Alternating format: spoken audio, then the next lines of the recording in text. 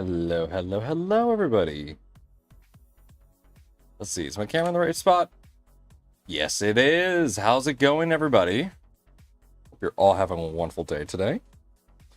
We got some awesome stuff for tonight's stream. But before we jump into too much, I have a new mod for the Switchwire that I designed. I love how I'm making all these mods for the Switchwire before I actually have finished the Switchwire. Is the printed salad guy? I guess so, yeah. Today is my third day at printed salad. And honestly, still loving it. Still absolutely loving it. Right now, working there has been giving me so many awesome ideas that I've been truly excited to try on, obviously, like this printer, for one. But also, just like a bunch of other stuff. So, yeah, I've just been in love with it. It's been really fun. And I'm excited to just keep going. So what I was up till 1 a.m. last night working on a new design idea. And I could not help it. I had to give it a try. So TLDR, I was thinking about obviously the reliability of the PZ probe on the Switchwire. And essentially what I deduced is that the reason that the Prusa, the Mark IV, is able to work as well as it does with a load sensor, or a load cell, whatever it's called, is because it has linear rods that are on either side of the bed, so it doesn't tilt when it probes itself. The Switchwire only has a linear rail in the middle, so it does have those cantilever forces it has to deal with. So, I got linear rods, and I got bearings, and I got grease.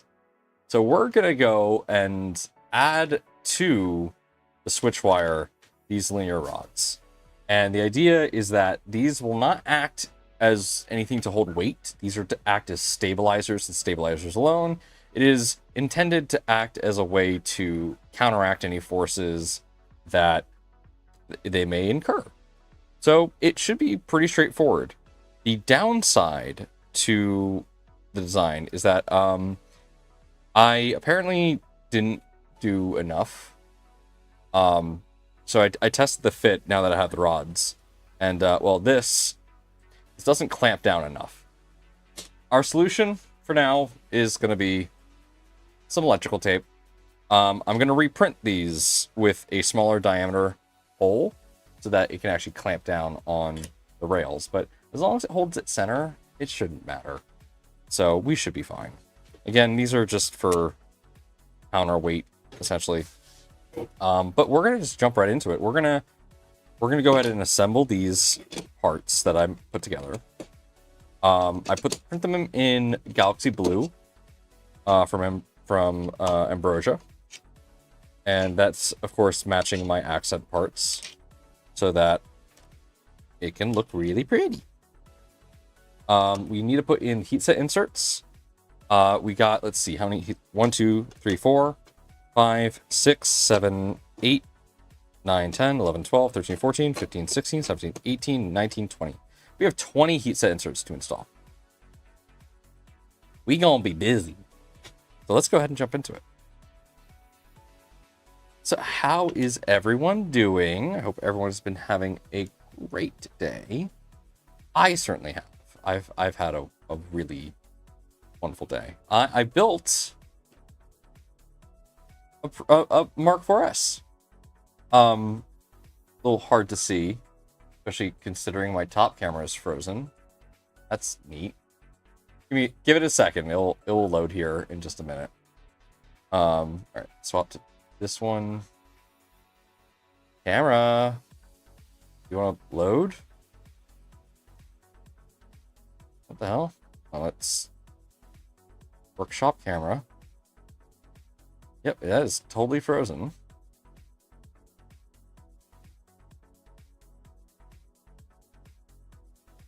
Okay.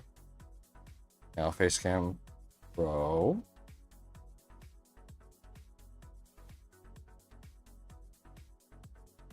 Huh. Okay.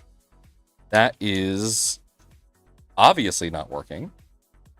1 second. Hit the reset button. Let's see if that fixed it. Still offline. What the heck?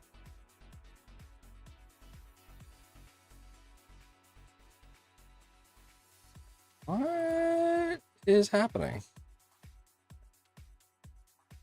Oh, there we go. There we go. We got it. Thank you for your patience in that regard. Oh, that button is not working. Okay, so weird. Okay, there we go. I just came back. Okay, let's go back to the live view. Cartoony Anarchy. It's the levy cap on. Oh, lens cap. No lens cap. These are webcams. All right. Anyway, hello. Hand. Let's go ahead and move this real quick. So let's move over to our actual little work area. Let's get our 1x2x3 block. All right, let's just jump into this. Got our heat set inserts. Got our parts to install said heat set inserts, and we're gonna just be melting plastic for a bit. You know, the fun thing we all love to do.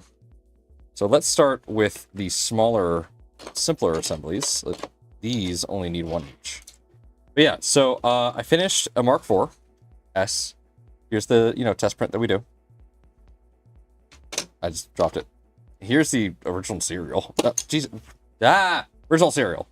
So the process is, right now, we take Mark IVs and we build the Mark IV kits, but we upgrade them to Mark IVs because the Mark IVs just uses the same bones as a Mark IV, and then we sell it as a Mark IVs because it is a Mark IVs. And that's what we've been working on. This is a temporary thing for me, but I've been really enjoying it. It's been really fun, and honestly, it's great. The team has hey, nice hat. I'm wearing the same one. Do love us some KB3D. You can pick up a KB3D hat using our affiliate link below if you wanted more KB3D hats. But anyway, how deep is that? I just realized I cannot tell how deep those are supposed to go. So you just gotta pray that it is deep enough. Yeah, you just go until it kind of stops going. All right. But yeah, it's been fun. The team has been great. Everyone's been super helpful and super just nice and fun. And, I can talk about 3D printing and everyone just understands. It's not like at my previous job where, I would talk about 3D printing and, people would just be like, oh yeah, that's a thing. It's nice. My hobby has become my job, and I am, worried that will make me obviously not enjoy my hobby as much anymore, but, hey, we'll see how it goes. I think if I look at it from the other side here, get better visual. So right there, stop. Got my Switchwire kit from there. Yeah. Well, hopefully, some of the mods I've been working on might be of assistance to you in some way, shape, or form. I don't know. Don't entirely care. These mods are mostly for fun and for me to experiment. So, is this practical, what we're doing here? No. It is not really that practical, but it has been helping me kind of experiment with like how to work, obviously in CAD. It's good to have exercises in any skill set, in any tool or application. So this has been me exercising my CAD skills as a whole, and just trying out new ideas and new things. Like, I would never put this on a positron. But positron will also never give me the ability to try linear rods. Because why would we put linear rods on a positron? It just would not make sense. Ooh, uh-oh. That's not supposed to just slide in there. Well, I fucked up on that.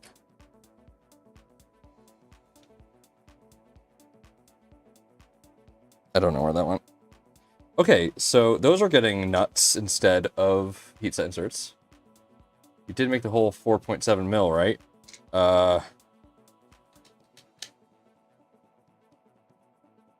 Should have.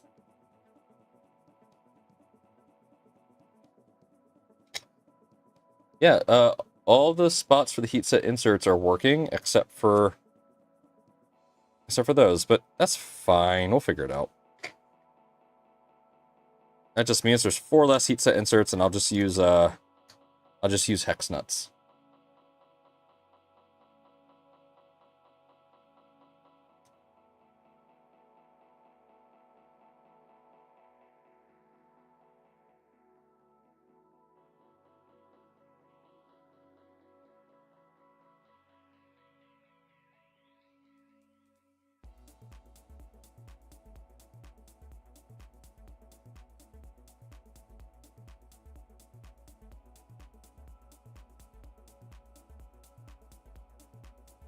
Oh, that almost went through. Yeah, so like this is the first time I'm really designing parts on my own that are meant to accept like heat set inserts. That's relatively new to me. But I wanted to experiment.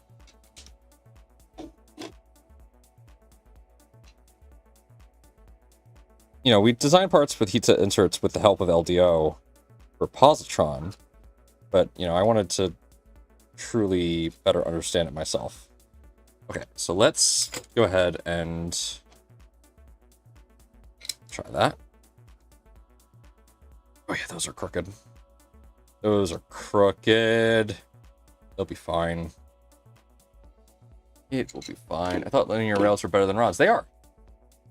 But it's also situational. It is very situational. So we're not swapping to rods. We're just adding them for stability. It is situational, very much so. You know, some are better. Some things like rods are better than others in certain applications. Yeah. This is to assist with wobble.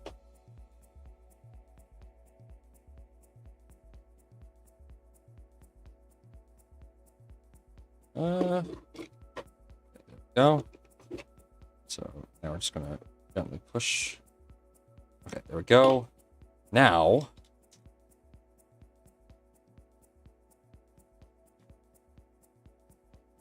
now's the fun part, getting this in.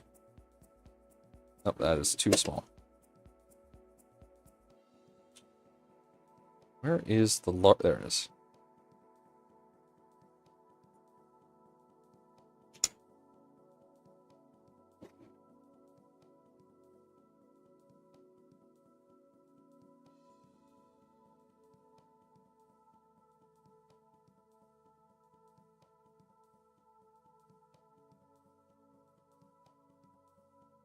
Maybe I should use like self-tapping ones here.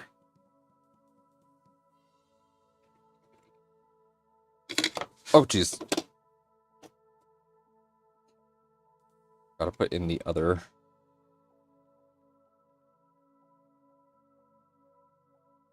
Okay. So there's one. I also totally forgot to grease these, but we'll be fine. I'll grease them once we're done. There we go. Let's try and get this in at least one of these holes.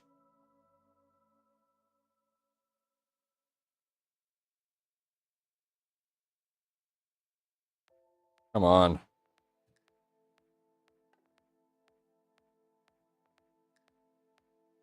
right, that one's working.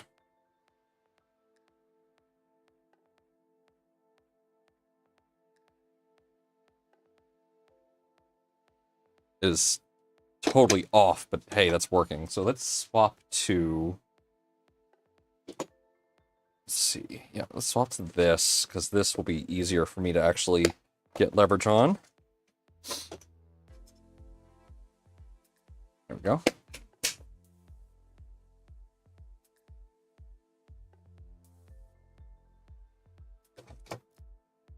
Other way.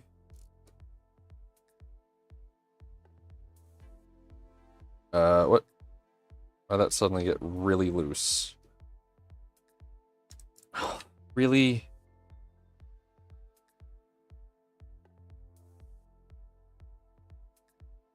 Okay. Looks like for this assembly, because I totally fucked up the heat set inserts, we're gonna use we're just gonna use nuts. Damn.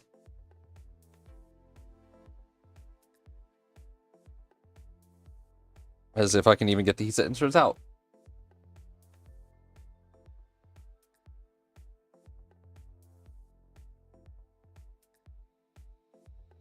Shit. We may have to reprint print these again. We shall see. Try threading in from back here.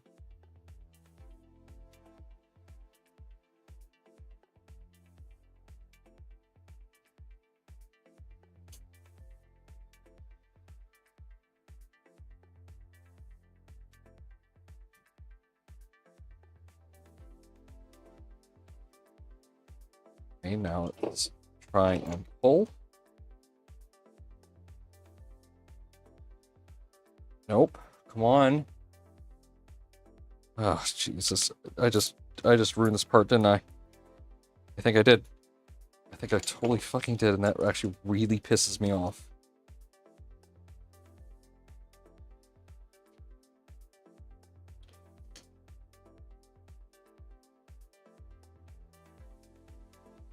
I got it.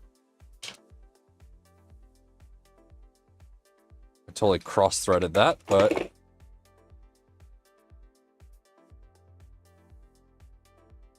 Is that salvageable? That's not. Okay. Damn it, damn it, damn it. I can't believe I fucked this up this hard. I cannot believe I fucked this up this hard.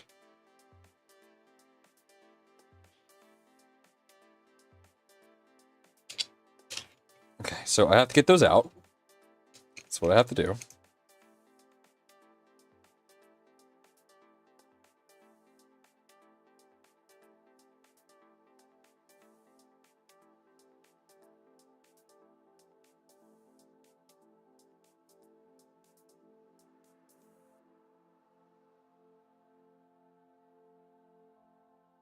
Come on.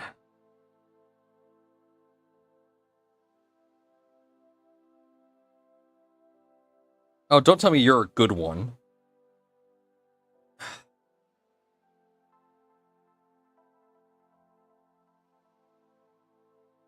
Come the fuck on, really?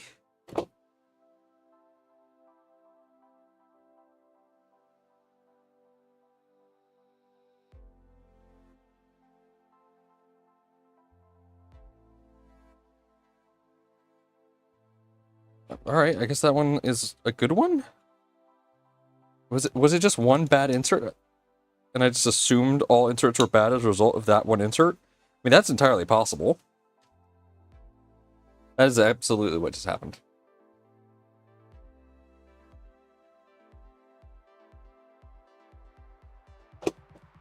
Okay. So we're gonna put that back in. I'm gonna tighten that down. Alright. Slide the other bearing back in. Okay, there we go.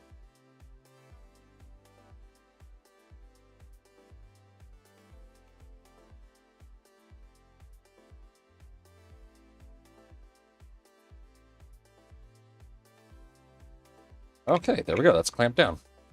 Sweet. Okay. That worked. Let's see if the others will.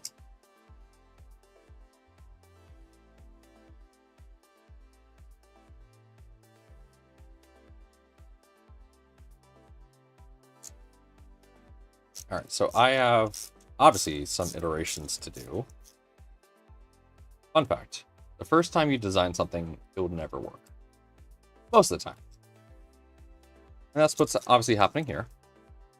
We're clearly having some issues as a result of design tolerances.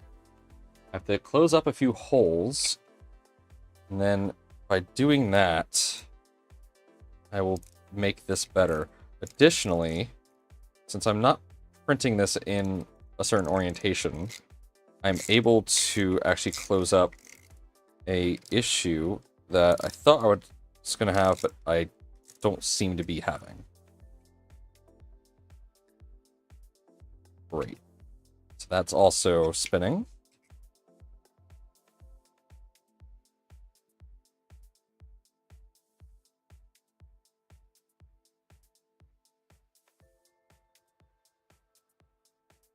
Great. Gotta love it when your heat set inserts just spin on you. Hello, Mama Nomad. Welcome. Oh, that's so annoying. Oh, it's the nature of design.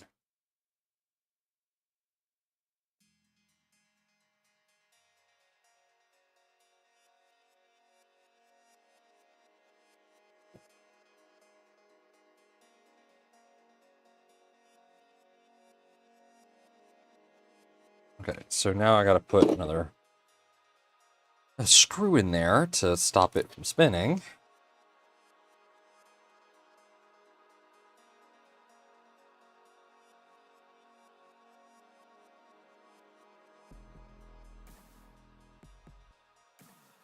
Okay, now.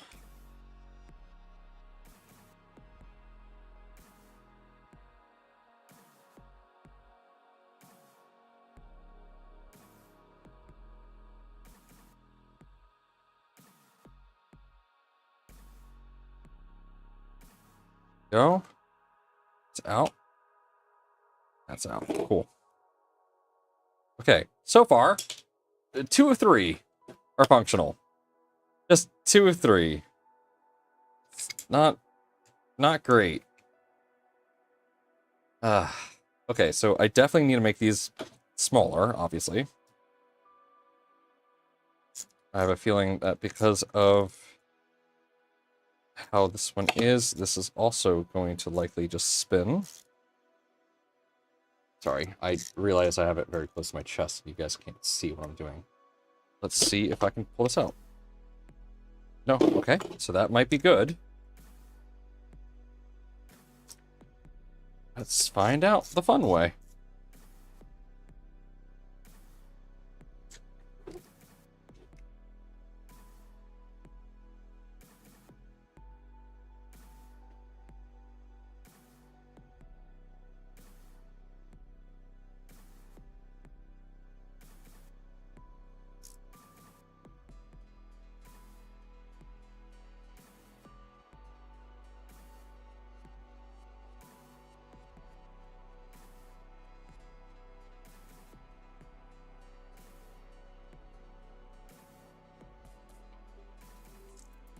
Alright, so that's not threading at all.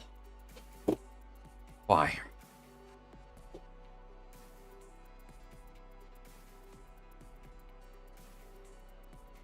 There we go. And we're spinning.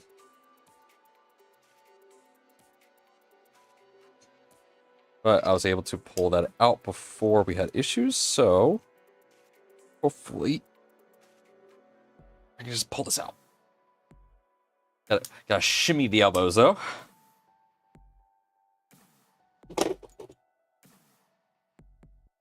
Okay, got it. Alright, so only one of these heat set inserts were good. That's sad. That is really sad. Okay, so next thing we're gonna try are nuts. So the nuts are actually larger than the hole, so that should work. They won't be as good as proper heat set inserts, but they should work just as well. And I don't care if I lose these inside the plastic, because they are standard nuts.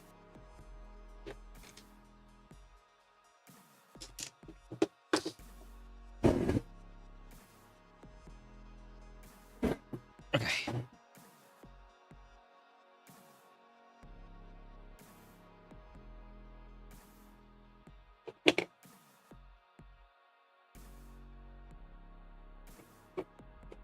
Again, in theory, should work.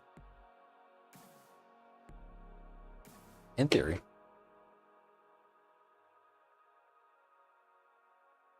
All right, so we're just going to press this in until we feel it press against the screw.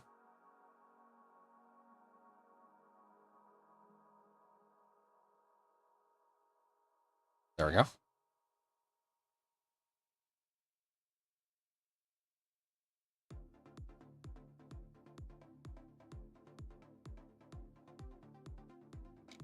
So we're going to do that one more time. Okay, there we go. That is now pressed against the screw. Take that out, put it into next one. Let's repeat.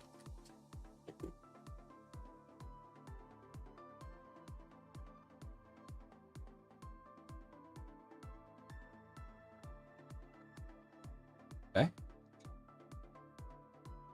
Surprisingly, this is working quite well so far.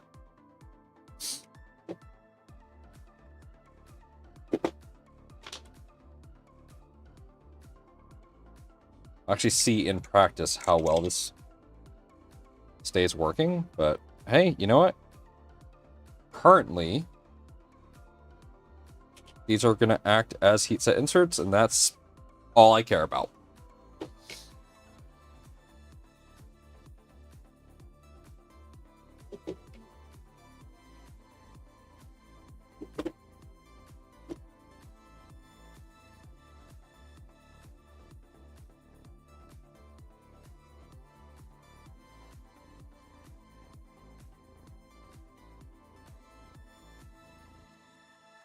That's ow, fuck. I was literally just asking myself, does that trick still work? I don't know. I know it looks like it works.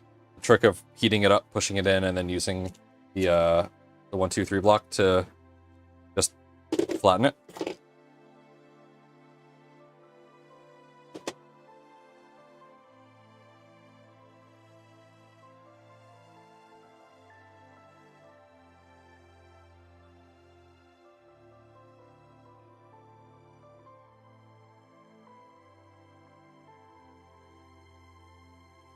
It seems to be working.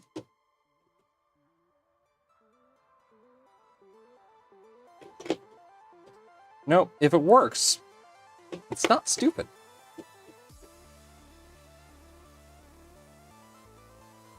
Only thing is, it needs to work.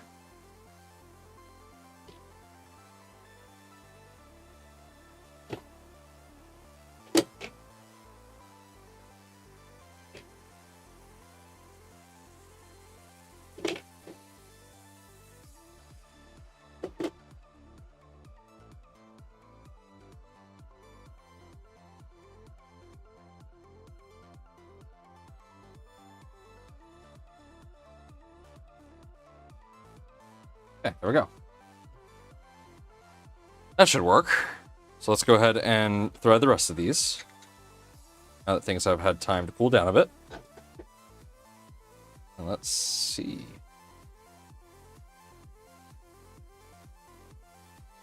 Yeah, I'm able to put tension on that. Wow, alright. Gonna be real. Didn't anticipate that to work. At all. But it did. So we will take the wins when we can get them.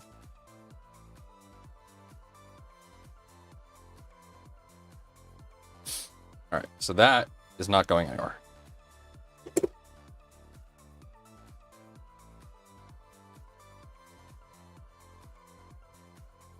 I totally burnt myself at some point.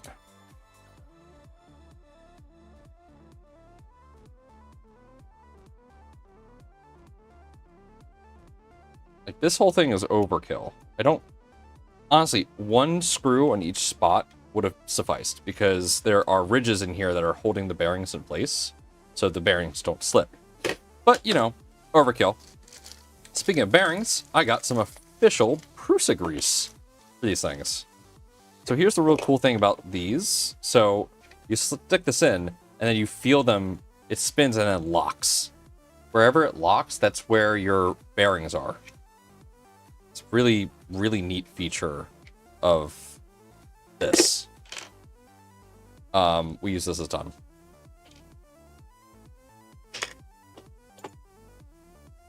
Are 2 bearings each side even necessary? No, but overkill. You know, just like to be a little overkill. The idea is that there's 2 different mounting spots. So I wanted to kind of make it as even as possible. All right, well, let's... Hopefully this works.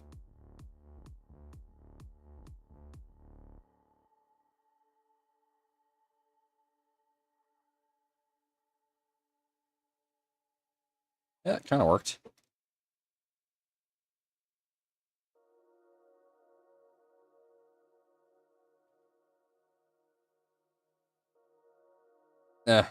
Didn't work as well as I'd hoped, but...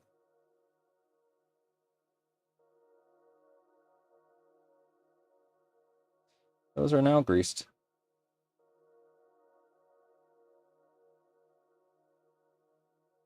I don't know where to put this down.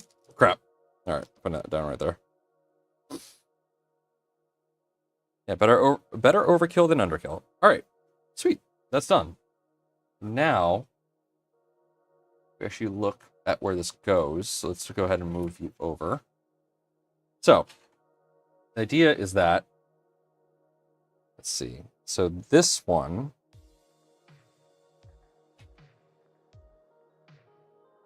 yeah, okay. So this one gets mounted here.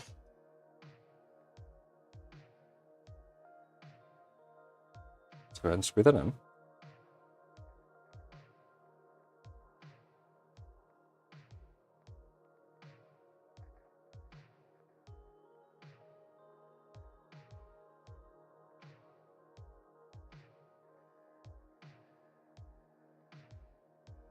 Just like that.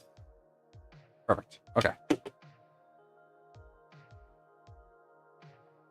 Now, when this gets added, yep, that lines up. Perfect. Let's do the other one. Now that we know what we know, we're just jumping to doing nuts. We're not doing anything else. Check that it doesn't drag the chain. Yes, no, this does not interfere with the chain. It fully clears it entirely.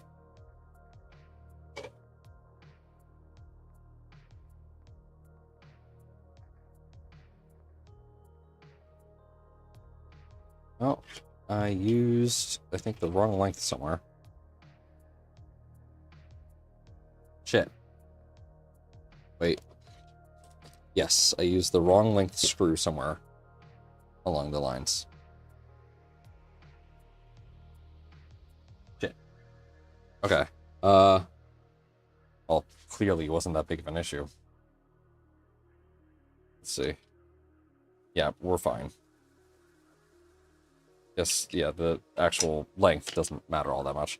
Okay, as long as it works.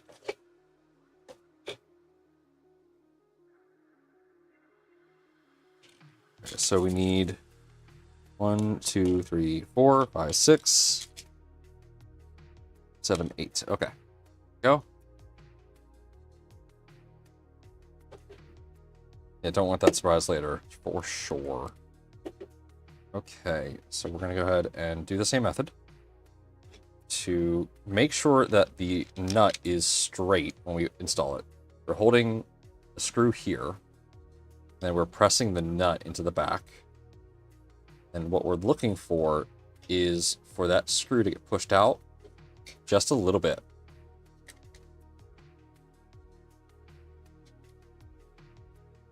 Now, that screw should be able to engage the nut once it's cooled down.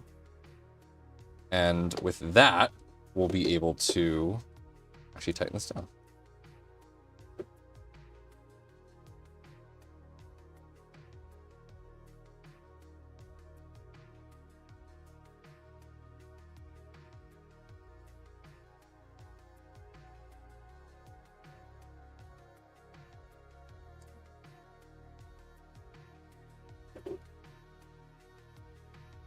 I feel like this was a method of some form of like rep wrap thing, like maybe before heatset inserts were widely available. I don't know. This feels like I've seen it before somewhere. I don't know. It feels familiar. Either that or I'm absolutely gaslighting myself.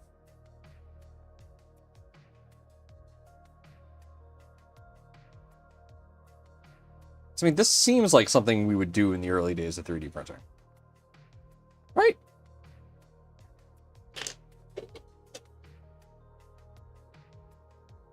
At least it does to me.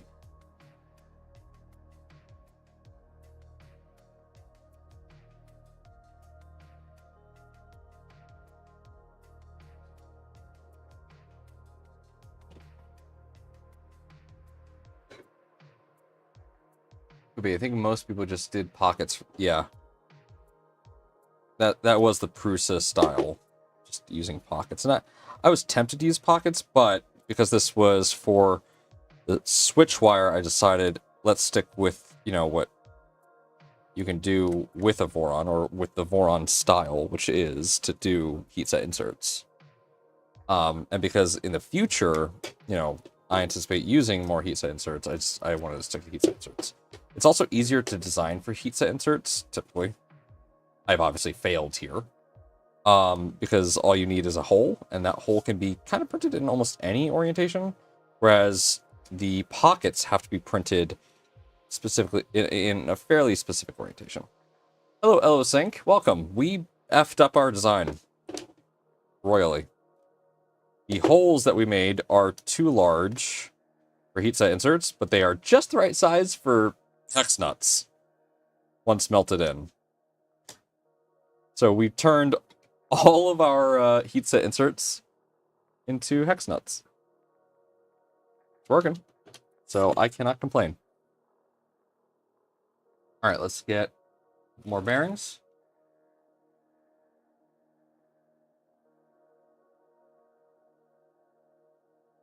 Forbidden inserts, indeed.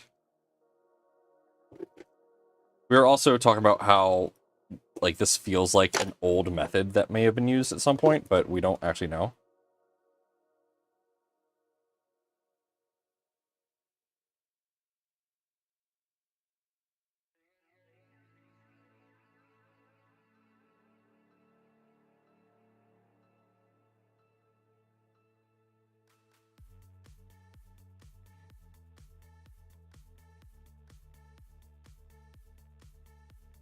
Go. All greased up. Goes in.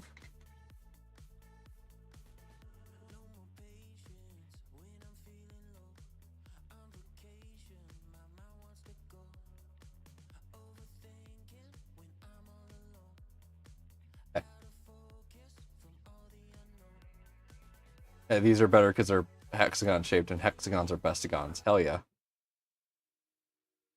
I can agree to that. All right, let's get these in.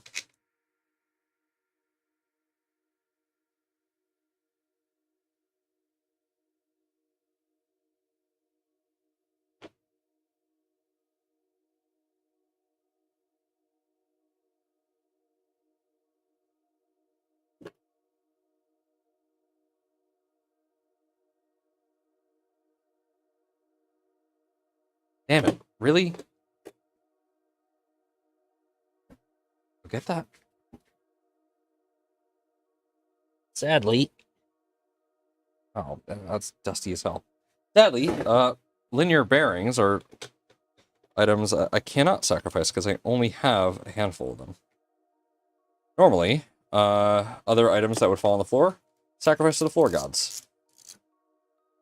Your bearings are one of those that cannot be sacrificed.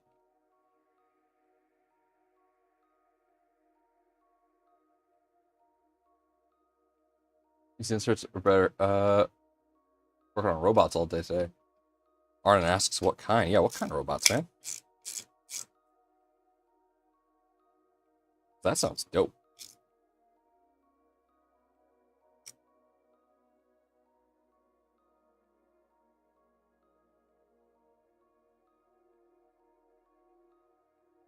That is, if you're allowed to share.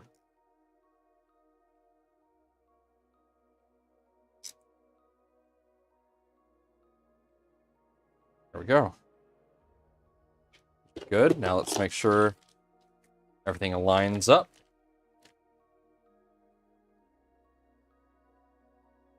Oh my god, that's great. Beautiful. All right, now let's get this installed.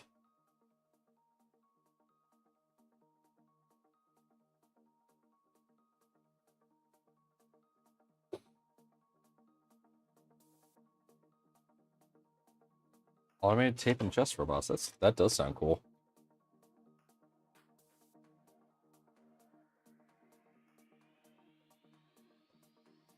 I built a Prusa.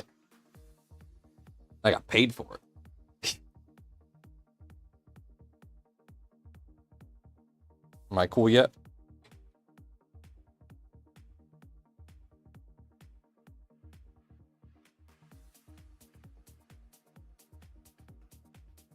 Okay, there we go. Those are installed. I should probably I should flip the screws so that I could adjust their tension on the linear bearings from the top. That actually is a good idea. Now, let's go ahead and double check. Oh, I didn't accidentally use a screw those two. No, I did somewhere. Whatever. Let's go ahead and... Here is a fun part. So again, I made these holes just a little too large. So what do we do to fix that? Well, I came up with the idea of using electrical tape. So I only need like a little bit. Let's go ahead and grab our electrical tape. I have no idea if this is going to work at all. What do you like better, iFixit or LTT? I don't really care. Both are nice. The magnet is stronger on the LTT, so I like that, but it's way more expensive, in my opinion. So, if you can afford it, yeah, LTT is nice. But if you can't afford it, just get what you can afford. Don't go for the content creator stuff just because content creator. I mean, it is good quality. I'll give them that. But yeah. Okay, so 1,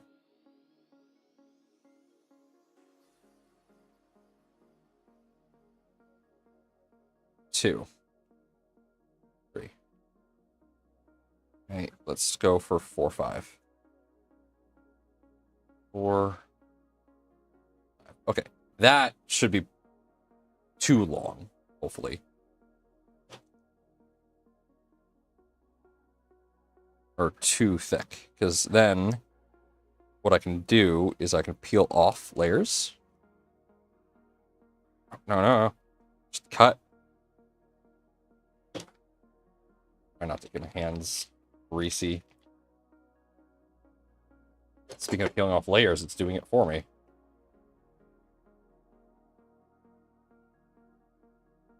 Okay. There we go. Now let's see. That does not fit anymore. Okay, so let's take off one wrapping. We just do that until it fits. So there we go. It's one. Go ahead and cut it there.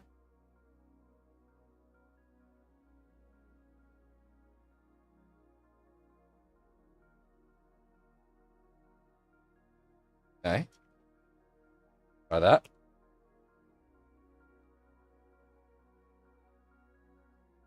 Nope. Okay, let's take off another.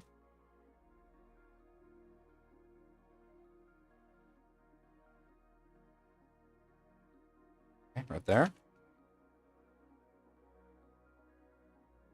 Sorry, I know you guys can't see this. It's just one of those things where it'll be off screen for a moment. Okay.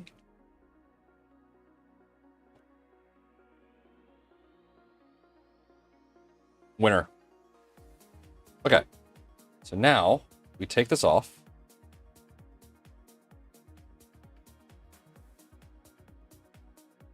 Now I will redesign this so you don't need to use you know, electrical tape on this. But it looks like 1.5 wrappings is adequate. So we just need to do that 3 times. So now that we have the tape here, we just take tape and cut it to be about the same length.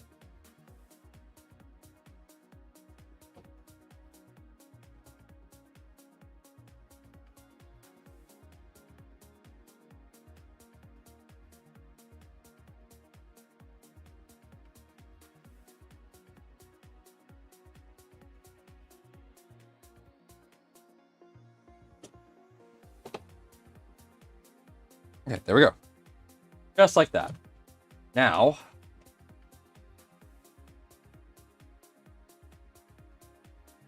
go to the tip of each. Seriously, cannot believe that this is working right now. Let me just wrap that up. Do it to each one.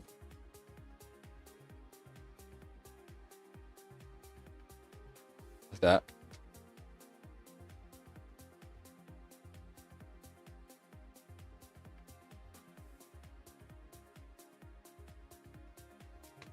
Okay. Get your hands greasy, because they're going to anyway. Oh, I hate the oil that's on this stuff.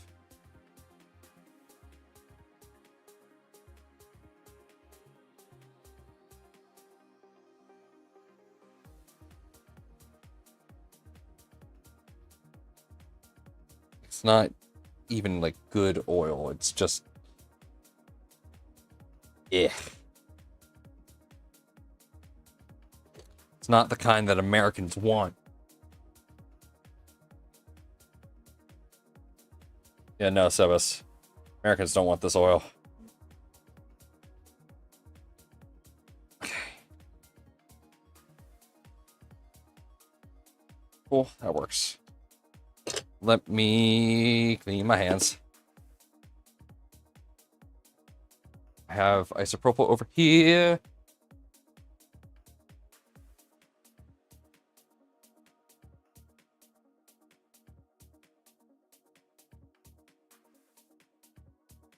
And grab this paper towel. Really have these over here, along with the isopropyl. There we go. And now I just clean my hands.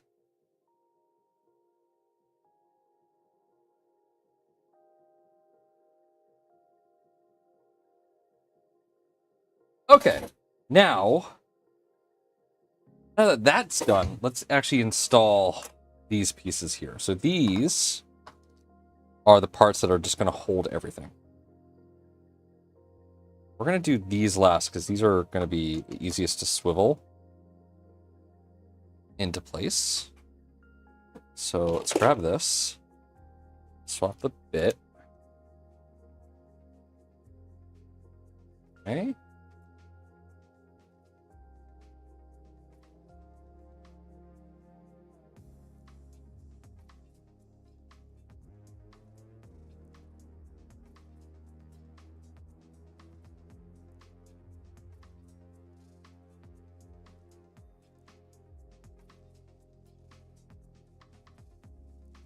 Go. Now let me double check, make sure this is the right one. Don't think that is. No? No, no. No, no, no, it is. Okay.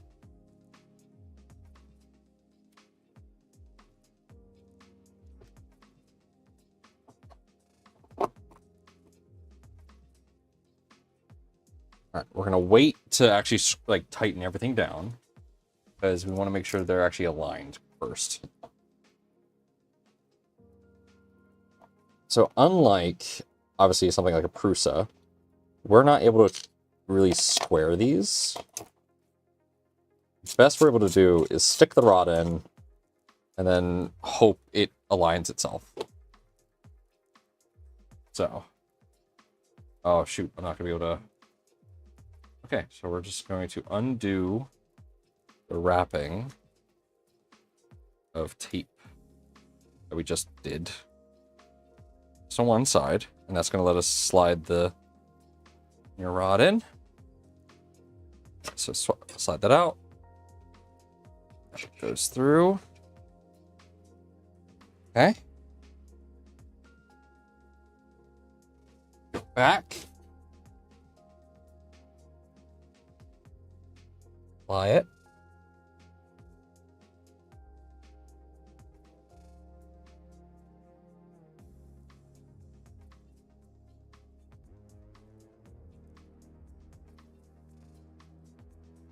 Now, we're gonna just stuff that.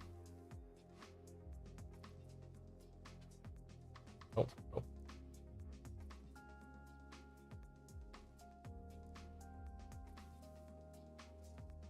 Go. That's now in.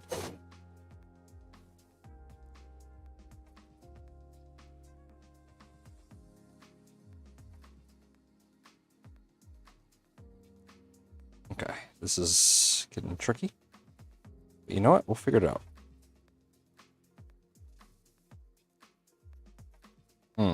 I hear cracking. I don't like that noise. So this is too large. Let's rotate it. Is it too large? Hold on.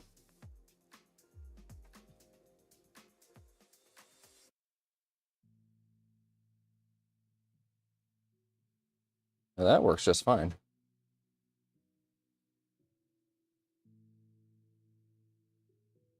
All right, let's have that at midway point there. Okay.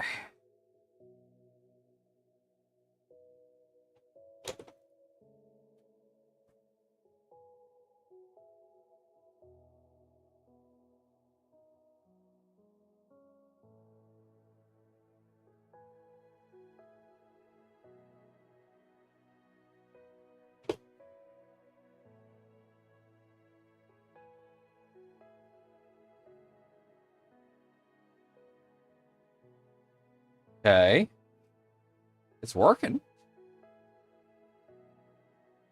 It's added rigidity.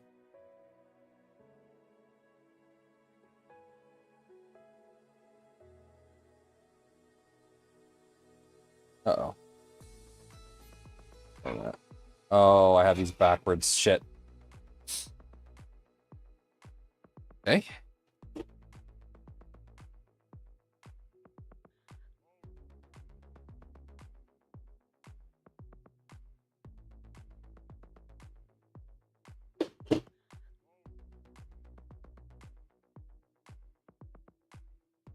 There we go. Okay.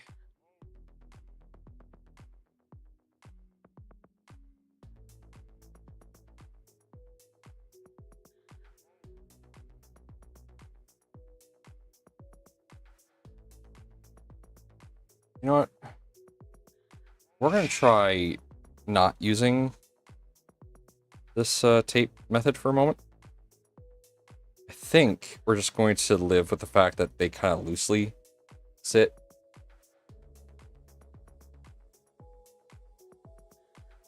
Because I could easily just reprint these to have better tolerances. And taking this tape on and off is a pain in the butt. So we're just gonna leave that.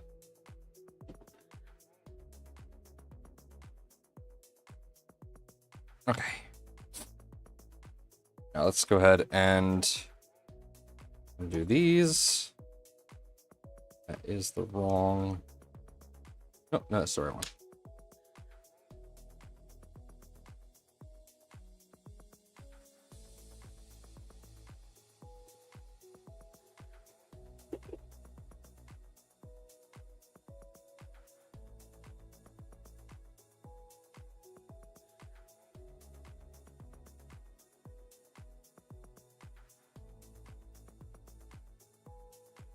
Go.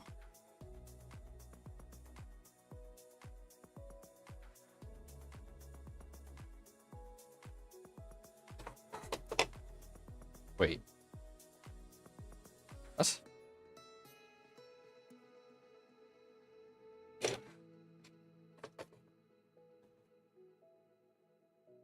Oh no, that's right. Okay. Confused myself for a second there. Just I forgot how I designed my own mod.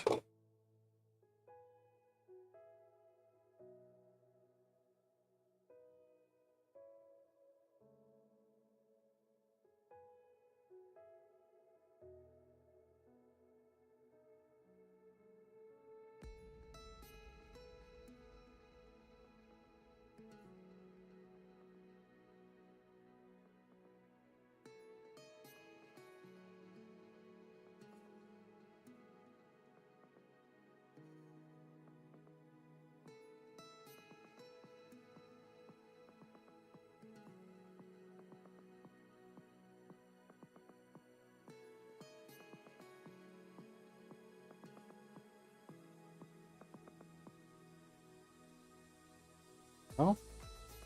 So now, essentially, these are actually putting a little bit of weight on there so that more weight is transferred. Simple, really.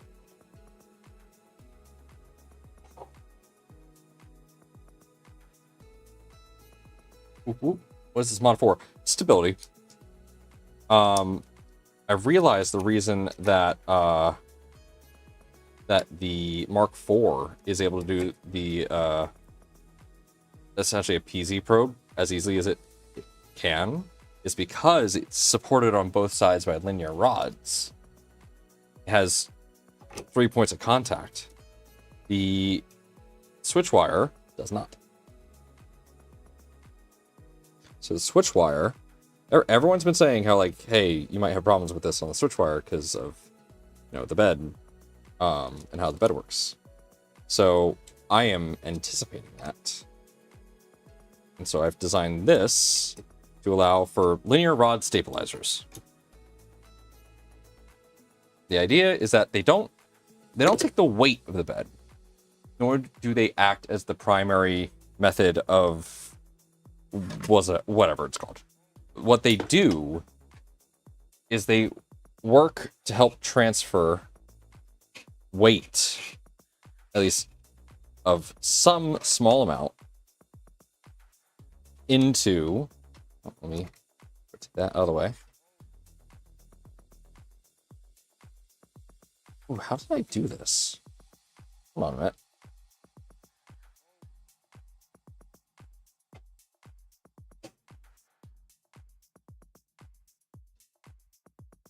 Oh, how did I do this with the tape on? Oh, I had that towards the back. Right. There we go. I was wondering how I was doing that. Now I got grease all over my pants. Nice.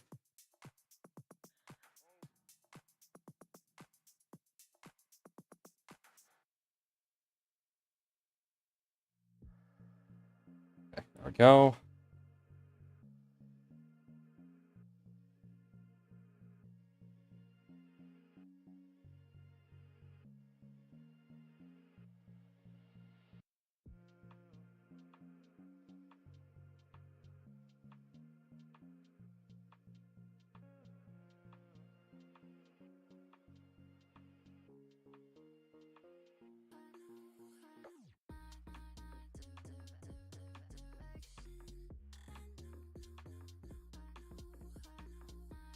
There we go. That's locked down. And that's locked down. Okay. Those are locked down now, so they should not be able to move. Now, I take one here. Hey, Callie. Hello. Okay.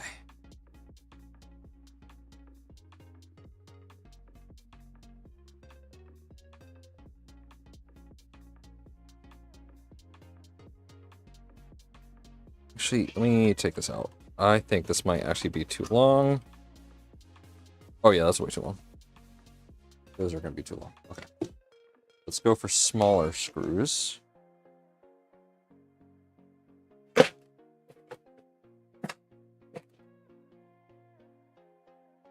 Each should be long enough.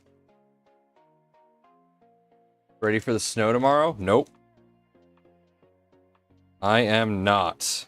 And currently my job does not offer work from home opportunities. But I'm pretty sure if, you know, if people can't make it to printed solid, I'm pretty sure that counts for something. Like, kind of suck to, you know, have everybody forcefully take PTO, you know?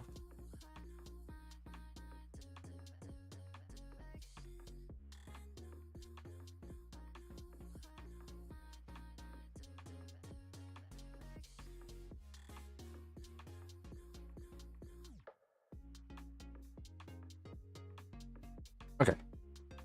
Go, so that's clamped down. I can see the stress marks in the plastic.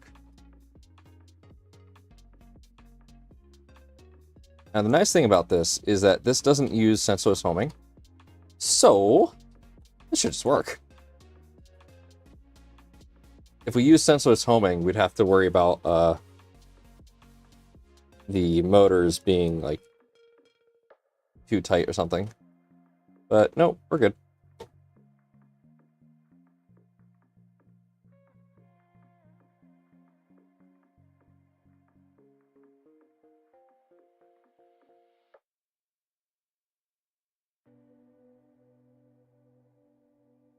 There we go.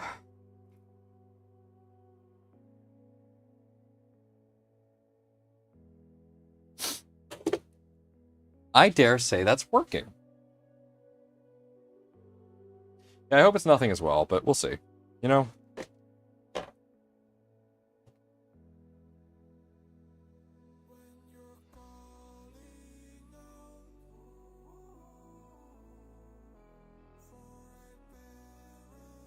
But thank you, because you just made me think of a great question to ask Chris and David, so I'm going to ask them that.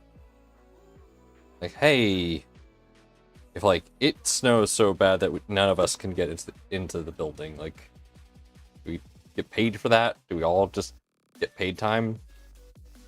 Or does that come out of our PTO? That is a great question to ask. This is the first time I've ever had an hourly job. I've been salaried my entire life. So, this is new to me.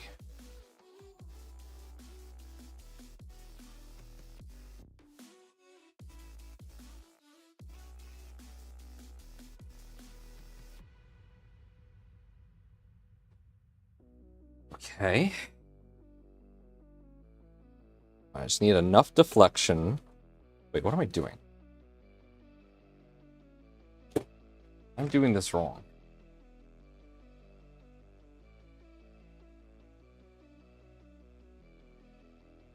Like, the method of which I'm attempting to do this will break it. I should just unscrew this. Right? Slide that on. And then screw it back in. I don't know why I tried to do this whole pivot thing.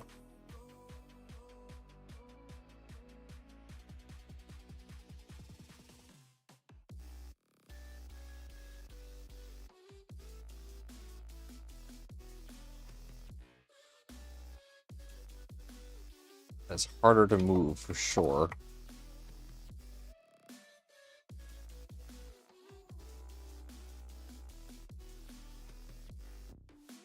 That's okay, I can just increase the running current of the motor.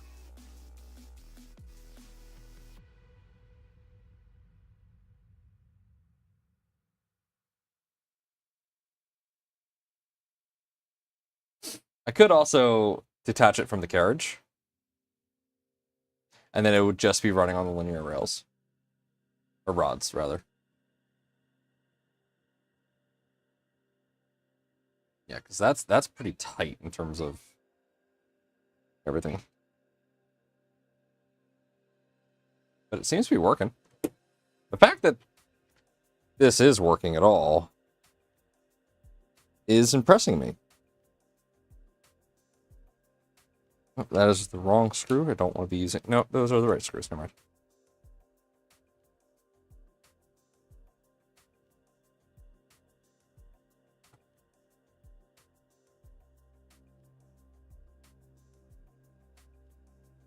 I was extremely tired when I came up with this idea. I was playing Dungeons and Dragons, which is not to say that this is a bad idea, but it was certainly in a headspace when I thought of it. And oh, no, come on, go in.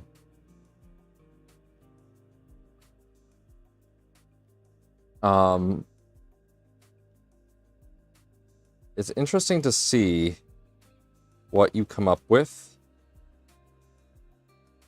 when you are being very creative.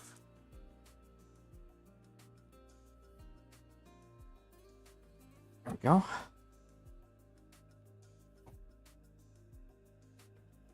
You're gonna share your mod files after you're done testing? Yeah. Yeah, I'm gonna be sharing all of this when I confirm it works. I have a master step file that I just put together last night, actually. So I'm actually like working in the whole model. So I have my tool head here in there. I have to still figure out a better method of what's it called? Cable routing, but I have the tool head in there. That's loose in comparison to what I've just been doing.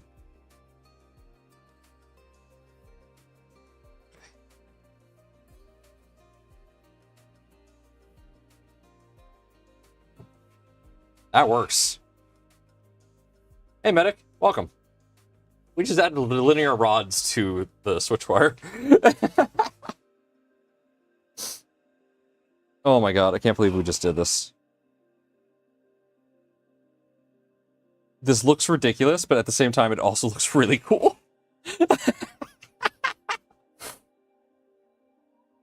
I am curious, though. Let's remove the linear rail. Let's see how smooth it runs.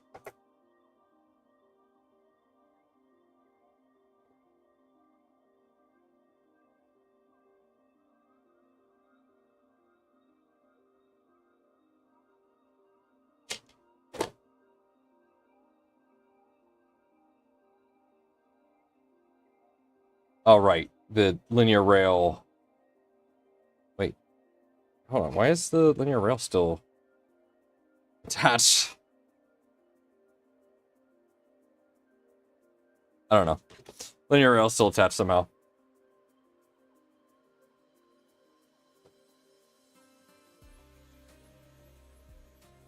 Might as well add some V wheels, right? Get all of them. We're gonna have the best and the worst of all worlds.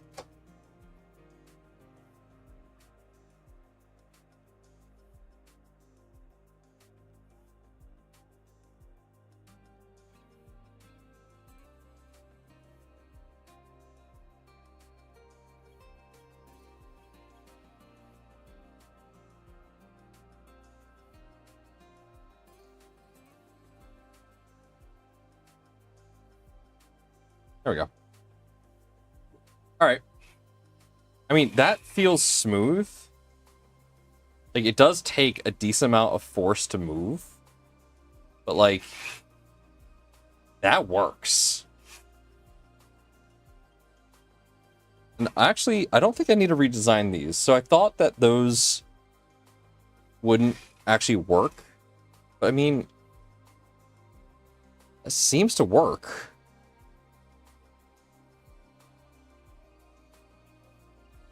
Oh, wait. No, that's not working. I mean, it's likely enough to help.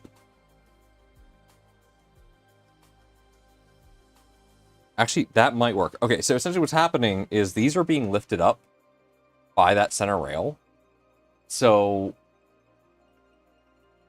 it's not as static as I was hoping it to be. But what that actually is doing...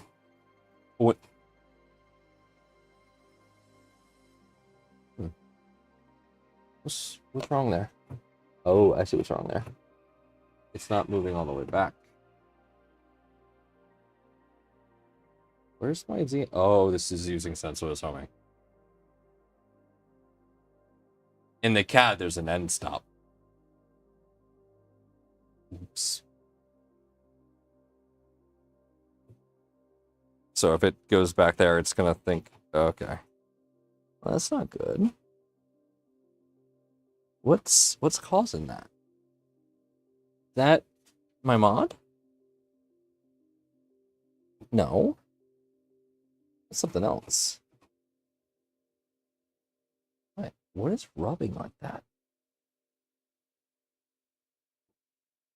Yeah, it's not a mod. Oh.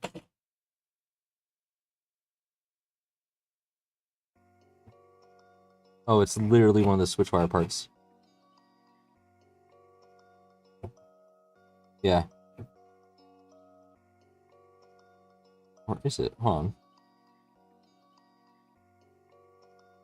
I don't know. Something's weird.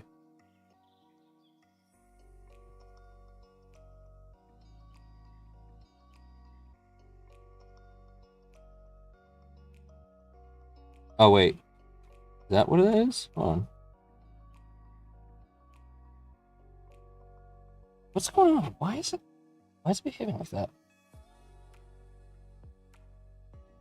Oh, hold on. Is it you?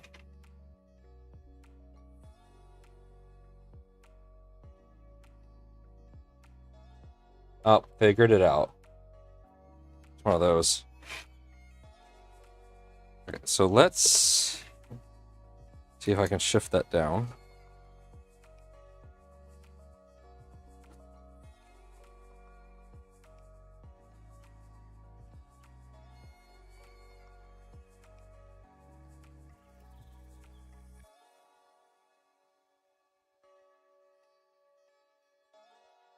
Fixed it. Now that's nice and smooth.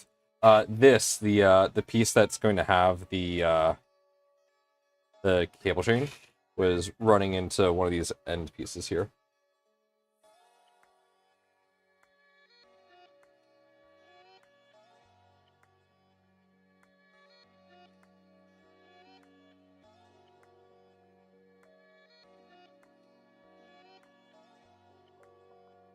I can't believe that this works. Okay, well, there we go. Hey, side quest over. I didn't actually get the electronics in this thing. So, I've been stalling on this. But stall time is over. It's time to actually do this. So let me change my camera here. Okay, that application keeps crashing, and that's getting annoying. There we go. Okay. Let's clean up a bit. Just let's see. It goes up here. Toss those up there for now. And then the bin of M3 nuts go in there. Okay. Our 1x2 block will go there. Let's go ahead and unplug the soldering iron.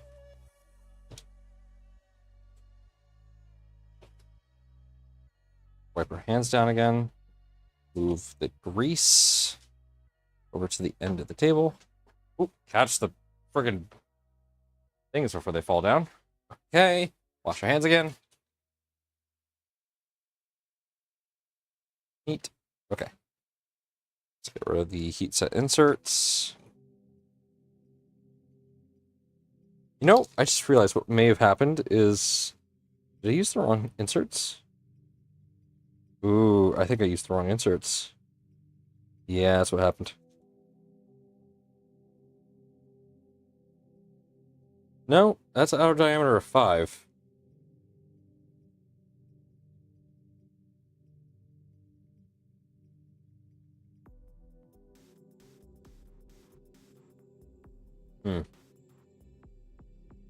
Maybe I used the wrong inserts. So these are the ones that are... I don't know. I think I just did CAD wrong. Pretty sure that's what it was. Let's actually make sure to put these back with the ones they came from. Don't want to mix them up because they could just very well be different. Alright, keep those. We're putting these away. You know, these are supposed to be the same as Voron ones, but I guess they are not. At least to some degree are not. Let's move this. Okay.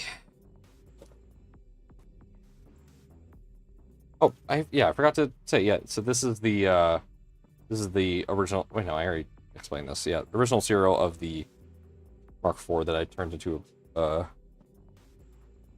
IVS. Okay. I'm nervous. Electrical always makes me nervous. Okay. More. There we go. But if you never try, you'll never succeed. Let's go ahead. And hey, look at that. The bed still can move. It just did for a second.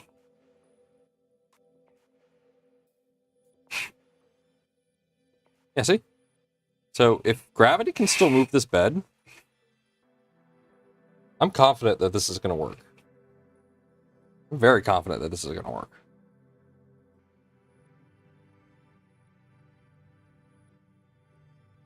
I'm very confident. Okay. Let's see here.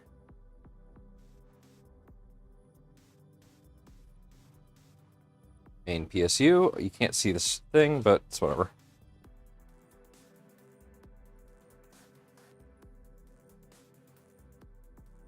Meanwhile, power supply.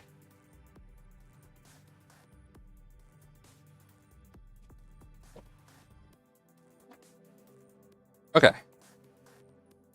So let's look through our parts here. I think this is it. Yes, okay.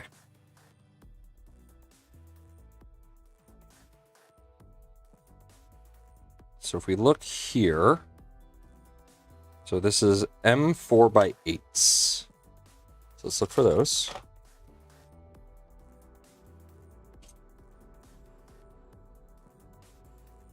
Let's get rid of these bags now that they're empty. Let's move the keyboard out of the way.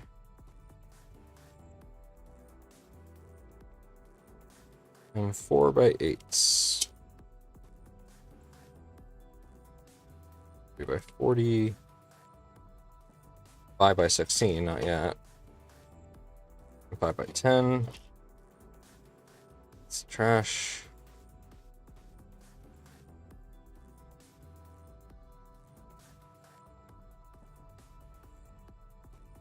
M8s.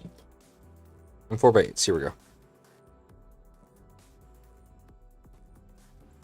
Yeah, it's easy to take off at least if it doesn't work. That's the benefit to this mod. Whoa. Whoa, hello. What's going on?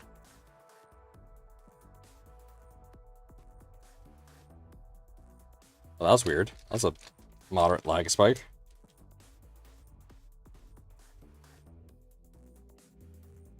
Alright.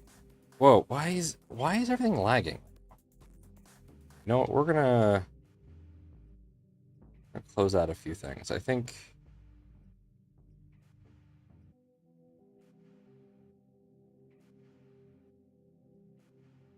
there we go. I think that's gonna help us significantly. In latency, maybe? I don't know. I think I need to get in the habit of restarting this machine before we start streaming. Macs are kind of meant to not be rebooted, but like you still should. Like you can get away with not rebooting them, but you're gonna have problems if you don't.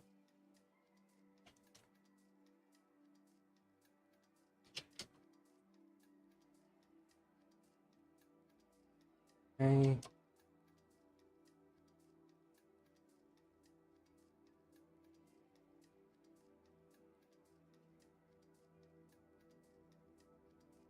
That's my work Macs. They have constant issues until you reboot.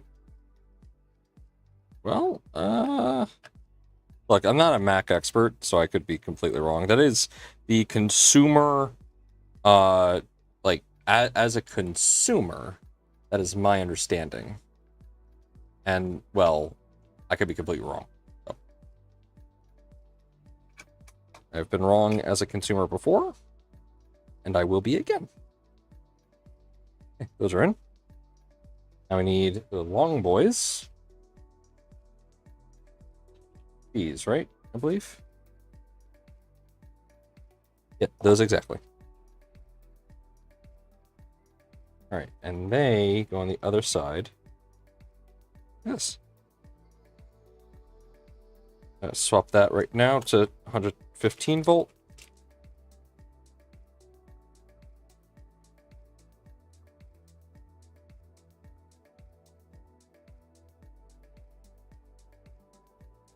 Ah, shit. It's Wednesday. We were supposed to be in the Discord.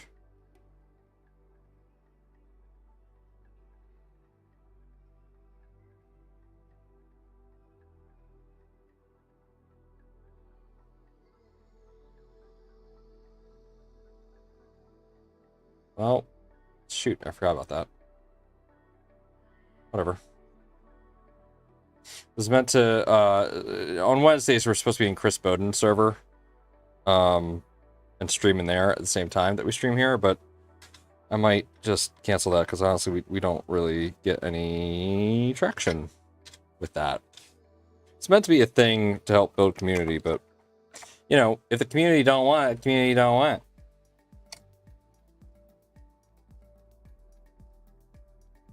Hallie, why are you crying so much? You've been crying for the past 20 minutes. Just meowing into the void. Don't know what you want. You got food, you got water, you got everything, and at night, you get attention.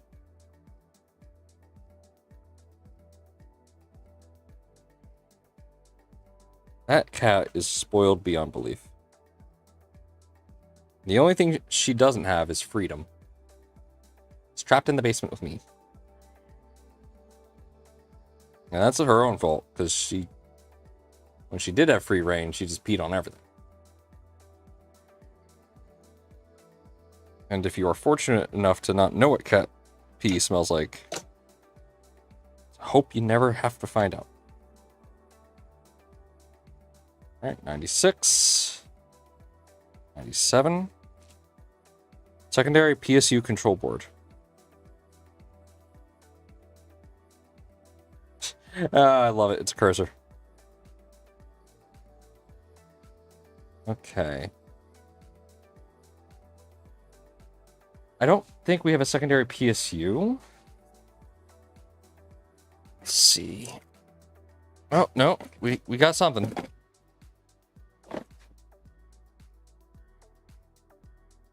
We do have a thing. Let's have a look.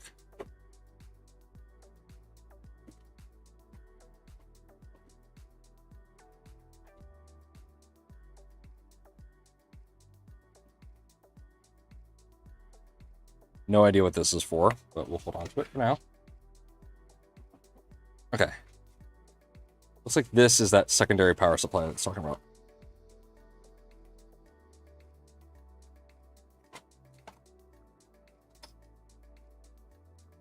Yep. What are you for? Guess we'll find out. Oh, you're Morn Sun. Ah! Disgusting. We don't like Morn Sun.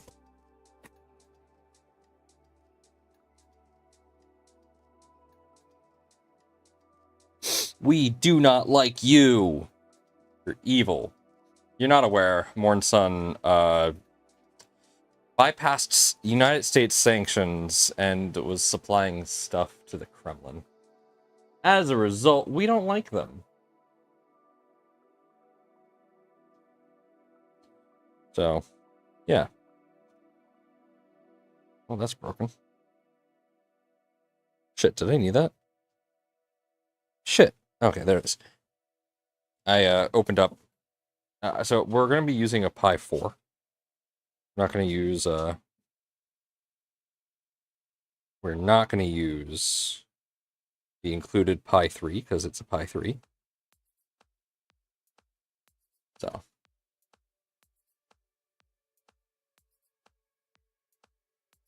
It's dusty. This also has a POOOWWAAAHH hat. So, I'm going to be able to power the Pi. Oh, this is also missing the camera port? The fuck? Callie. You have everything you want, Callie. There we go. Huh, I guess we're missing that. Well, I guess I could print it. If I really needed it.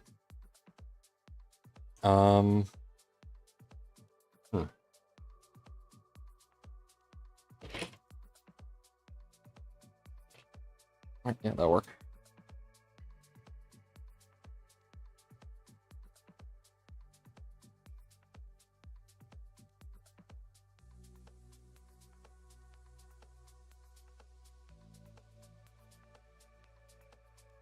Thank you for that. I will have to refer to that.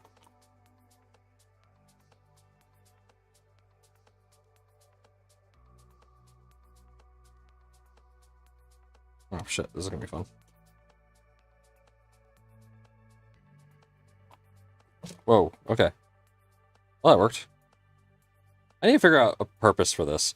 I was gonna, like, make a massive Clipper thing like, a couple years ago when Clipper was still, like, new and fancy, but then I kind of just didn't. Okay, so let's go ahead and screw that back in here. Oh, that's a pass-through. Never mind.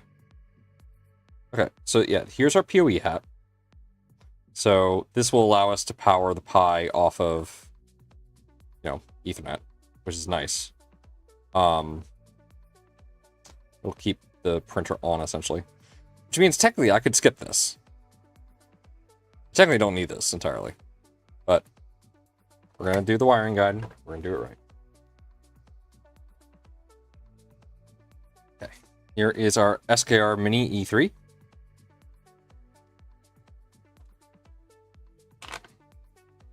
That's not a USB-C cable.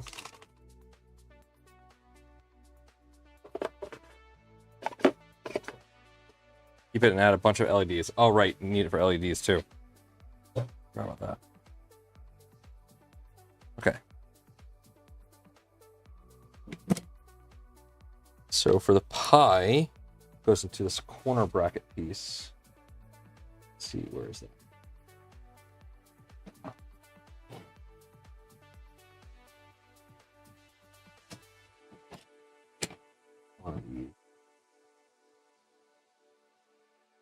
I need to sit down.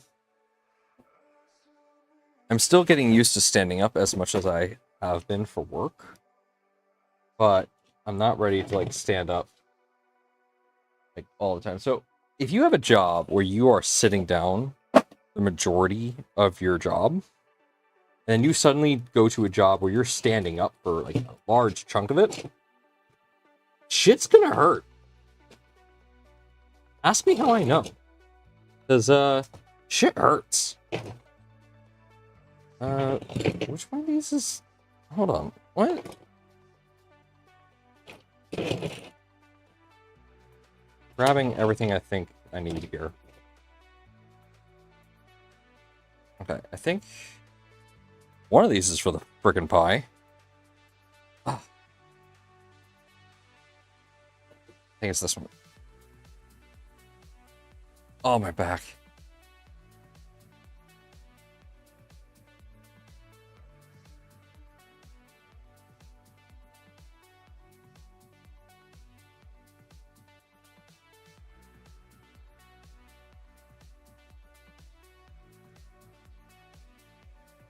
Okay.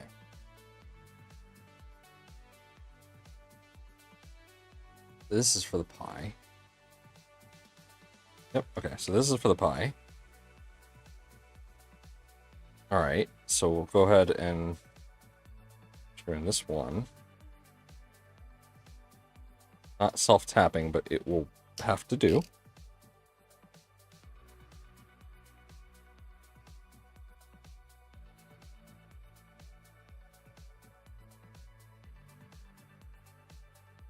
I will make it a self-tapping screw. Whether it likes it or not.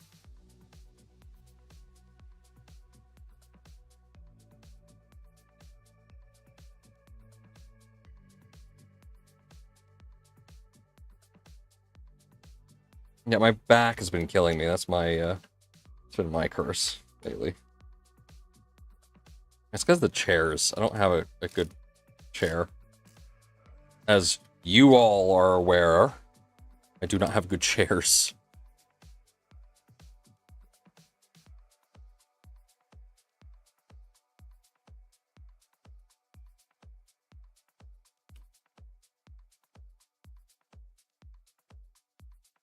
Well, on thread, damn it. Alright, it's threading now.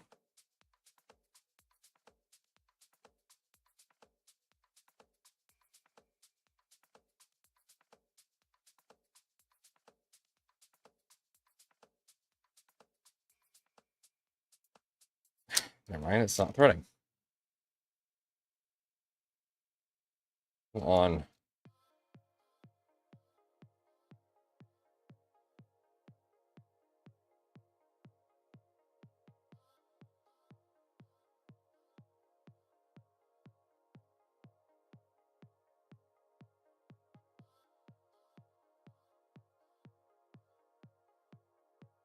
You know what? Good enough. Good enough. That's not good enough. But you know what? The goal of... It's not flush. It's annoying the crap out of me. Hello! Good evening, Tech Jeeper. Welcome. I'm being annoyed by a M2.5 that's not a self-tapping screw. It's a machine screw, but... Ah, my back. I need it to be self-tapping. I can't use self-tapping in the configuration that's currently it. Fuck. Really? Really? That went all across my workshop. Oh, back. I think I need to go see like a chiropractor or something. It hurts like right here. That's where it hurts.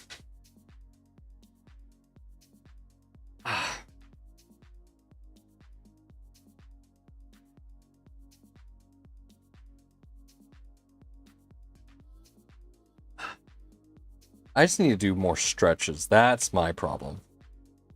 I need to stretch more. Actually, that's probably it. I need to start stretching. When I wake up, I need to start stretching. Proper fucking stretches.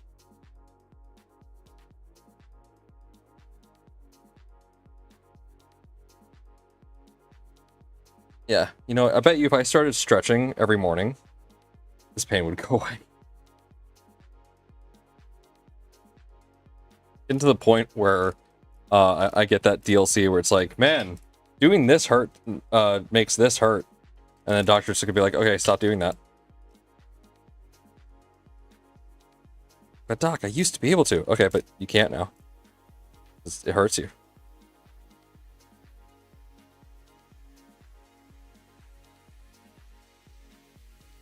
I'm gonna be able to get that to thread, am I? No. No. I'm trying so hard, man. Alright, you know what? We're going to ignore it. I can't ignore it. Because it's just not gonna be flush. That annoys me. And that's when the doc says that's $2,000. Yep.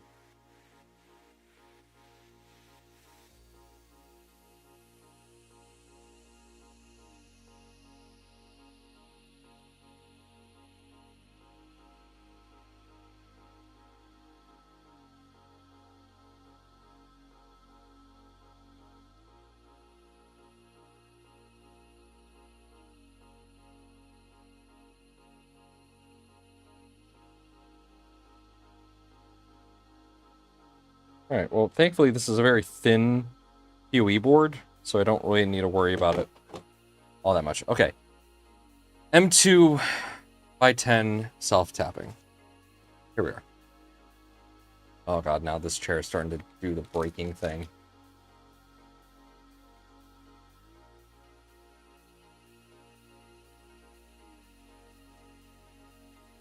I just lost 2 of those screws. Come on, seriously?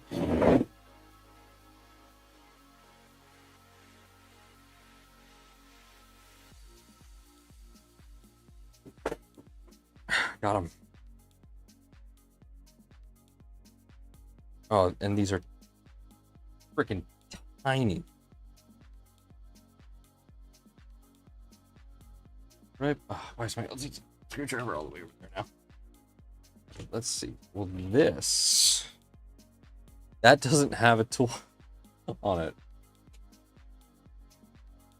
Fall out of the chair and you won't need a chiropractor.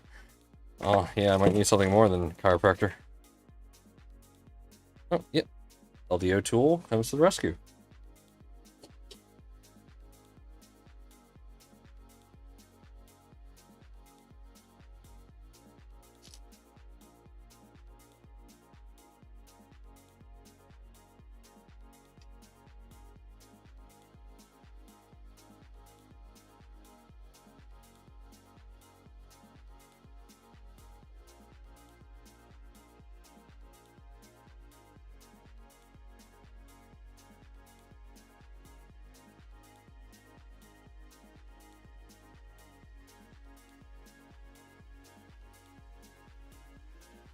Okay.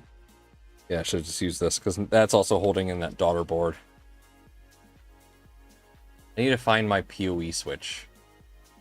So all my pies have PoE hats on them. Specifically so that I can power them with PoE. Because I was really heavy into PoE at one point in time. Because it's good. PoE is great. I love PoE. But I've not used PoE in a bit. But I want to use it more. So I will be using it more.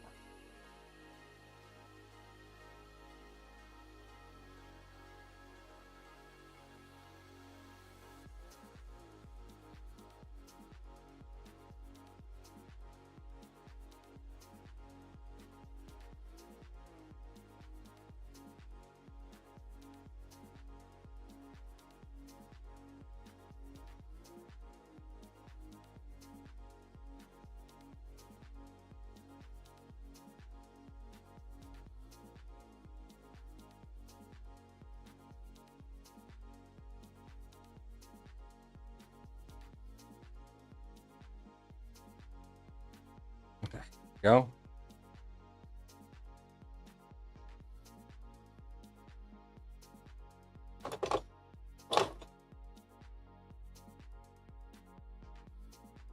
That's the SKR Mini.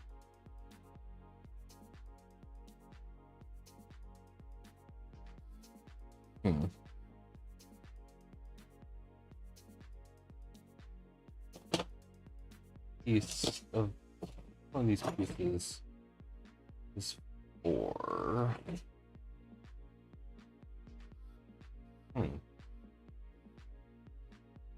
Is it this? No. Maybe?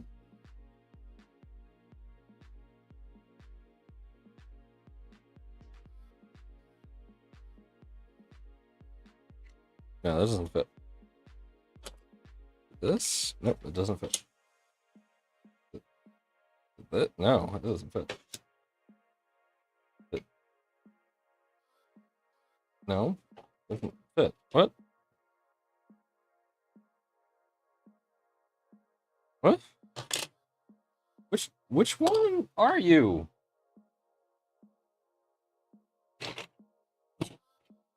Is it this? Oh, that's a filament holder.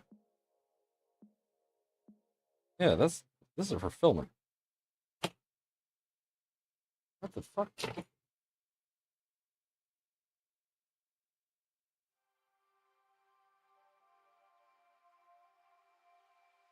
Okay.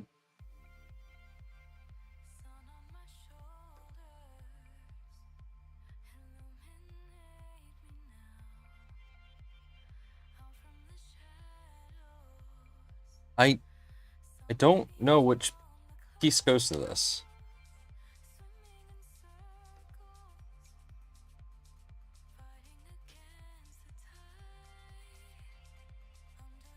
I'm guessing this.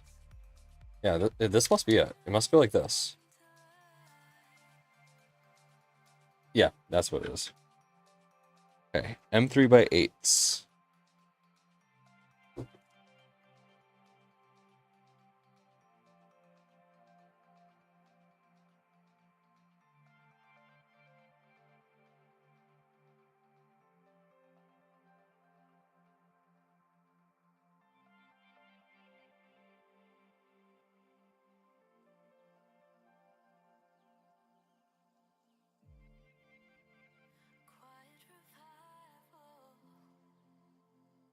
Yep, that is correct.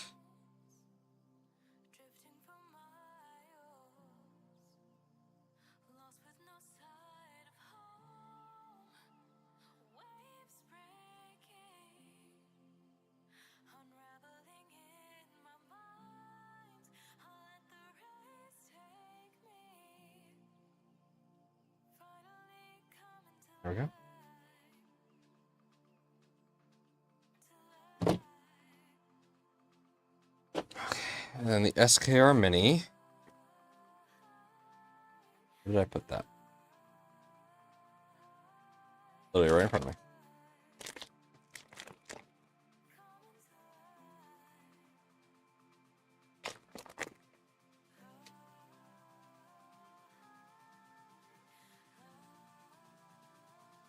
I say, does this need an SD card? I don't know if it does. If it does, I don't have one, but I don't really want to use one. Does this require an SD card for me to use Clipper?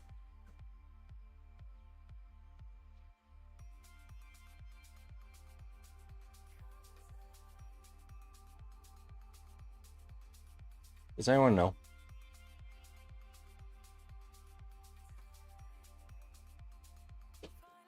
I am a wee bit old-fashioned when it comes to these boards. So I'm very much used to them requiring SD cards, at least for the Ender clone boards. Because that would have the bootloader. But I only got one SD card that came with the kit. I have other SD cards, but I don't really want to use them. Because they're also 32 gig. And if I only need like a, 1 gig SD card for a bootloader, So, can someone look that up for me? If for a SKR Mini, do I need, what's it called? Someone could look that up. That would be appreciated.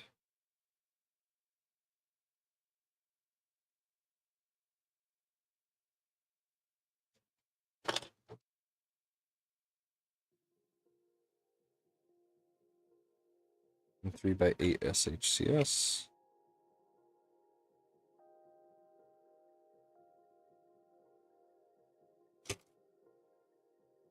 Bort. Well, welcome, Dark Third Dimension. No, it is not. I have SKR 1.4 with Clipper, and it does not have an SD card. Cool. Have you ever heard of Linux tips? Prusa was one of the... Yeah. I watch Linus... I watch LTT for entertainment. They are entertainment to me. I only watch LTT for two things. One, because they do some funny stuff. I don't get anything educational out of them, but that's because I've been in the IT industry for 10 years. So, you know, there's really nothing for me to learn from their videos. But the other thing is I do it for entertainment. Yeah. But yeah, they did just do something on the Core one, which, cool. I work for Prusa, technically. I work for Printed, so I'm gonna have plenty of time to mess with the Core one. In fact, we have one in our lobby that I haven't actually messed around with it yet, but I will be.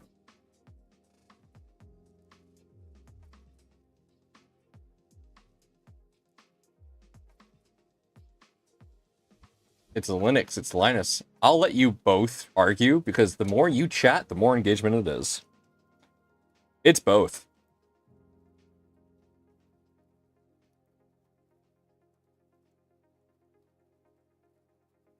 How can LTT unbox the Core one and not mention the safety fish? Right? We should be upset that they didn't.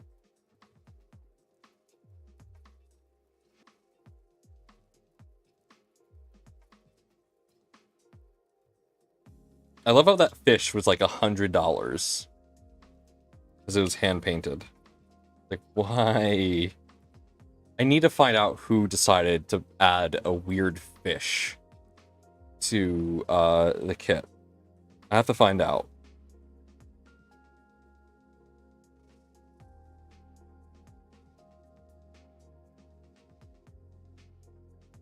I'll ask around. I bet someone at Print and Solid knows. So, hold on. Okay, so I work at Print and Solid. We have access to the official guide on how to build the Mark IVs. And by official, I don't mean like you know, what you can get online. I'm talking about like what the factory, what the assembly line people get. So the assembly line people get a completely different guide than what is online. Like we have like specific torque settings, like we have to make sure we're doing it a specific way. Because the way we do it is we standardize the process of building these printers so that every printer is built essentially the same.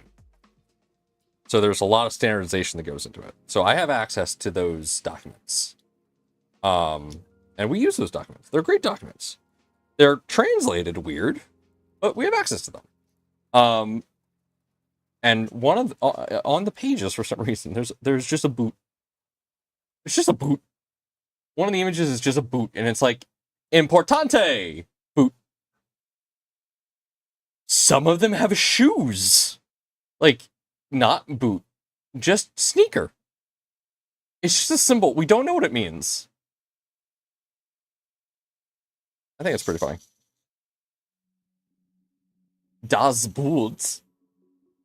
Yeah, you have to instead of consuming gummy bears, which you're not allowed to. So if you build one of the Mark IV kits to become a Mark IVs, you are not allowed to eat the gummy bears unless they are melted. If they have melted in shipment from Prague to the United States, then we can munch on them. Because, you know, we're not going to give a client melted gummy bears. So, that is when we're allowed to have them.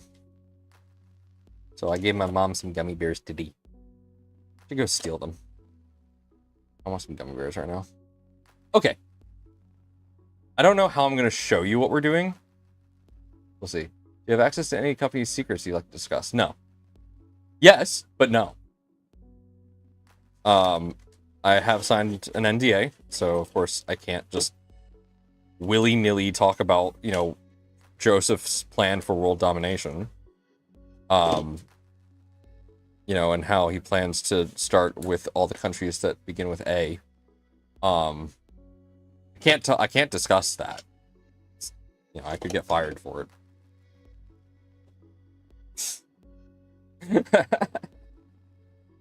I don't really know anything right now. I was just hired. This is my third day. They're not gonna give me, you know, secrets to the kingdom. There are things like I might be able to talk about, but I'm not going to. I don't want to risk anything. Yeah, I just started.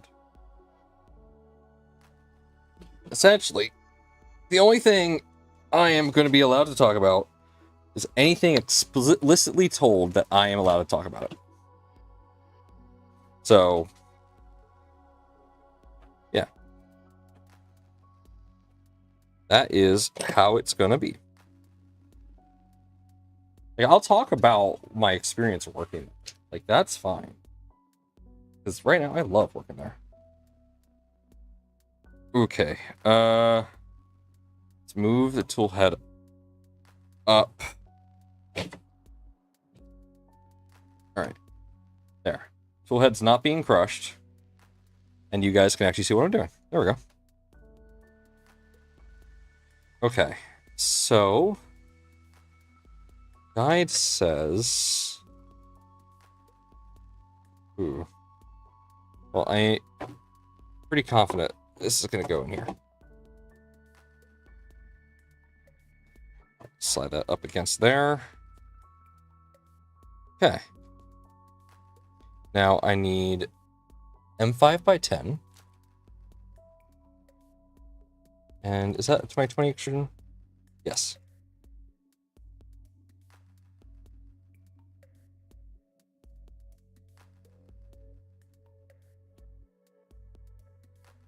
Fort, I have no comment on those accusations.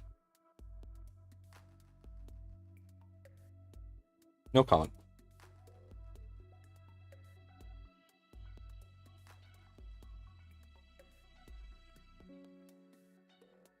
Yeah, you always think they're tiny until you see them actually in the printer. These things are always massive.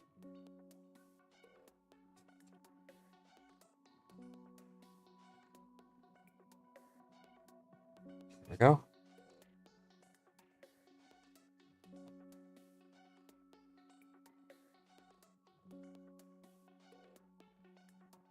Okay.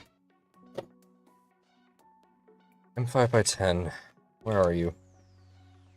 M8s don't need M8s, need M5s. And I am hungry again. I just ate, though.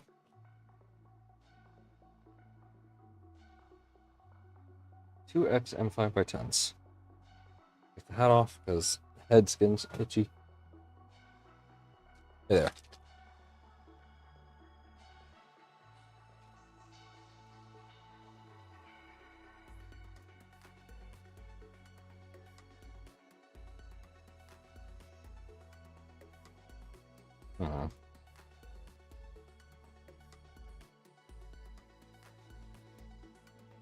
Right. There we go.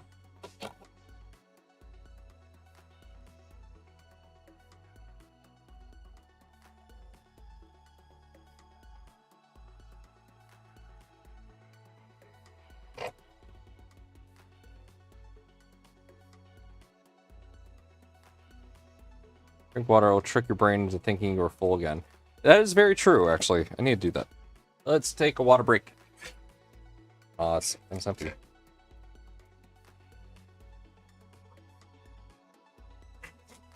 As the other thing that's been great about working at Print and Solid, I've been drinking so much more water than I used to. I need to keep that up. So much more water. Okay, 99. Here we go. Wago clamps. Wago terminal strip. Wago 221 series clamps can be used to simplify the mains wiring. Thank you, LDO. Love me some Wagos. Where are they? Okay, that was the electronics kit. Oh, here's the cable kit. That's empty. Because I emptied it at some point. Okay. Whoops. Here, oh, here we are. Literally directly behind me is everything. Okay, so it's gonna be in here somewhere. Let's see. Power cable. Whoa! Wagos.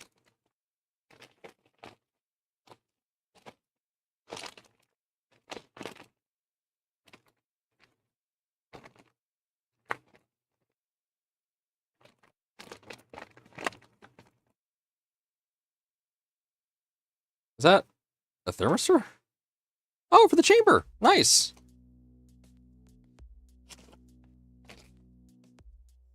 Oh, that's supposed to go in the tool head, isn't it? Whoops. Oh, there's the... Is that the LED? Is that really the LEDs for the tool head? I feel dumb. I was looking for those earlier, and I couldn't find them because they were in this bag. Okay. Where is that one printed part we didn't use? Where did I put it?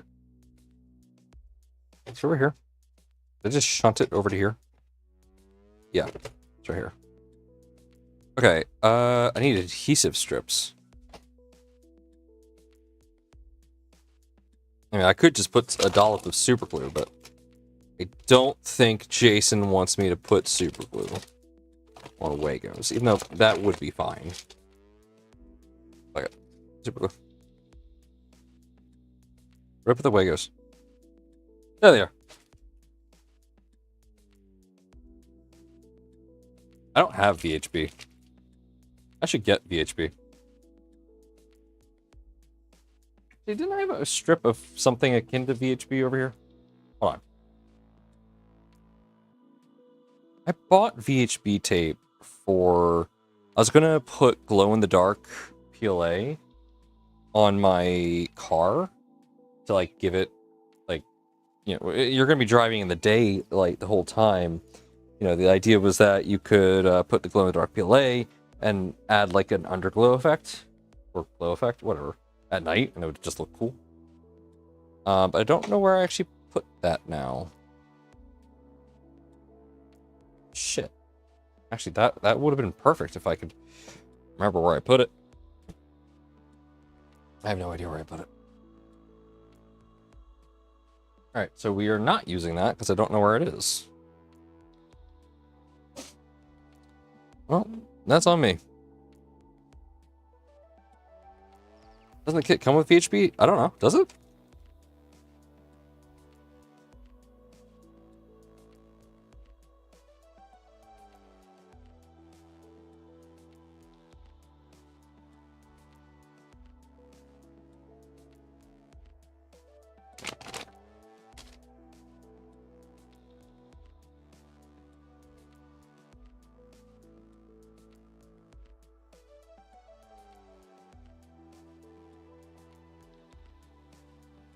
I don't see VHB tape in my boxes. So, no? Yeah. No, there has to be, it has to be somewhere. I think it's in the panel box. That makes sense.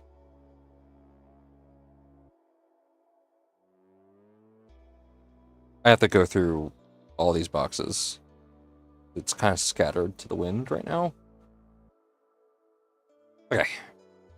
Well, I'm gonna buy more VHB tape because I keep losing stuff. We're gonna super glue this because that should just work. And right now, I don't want to be digging around for VHB tape. I'll find it before we need it.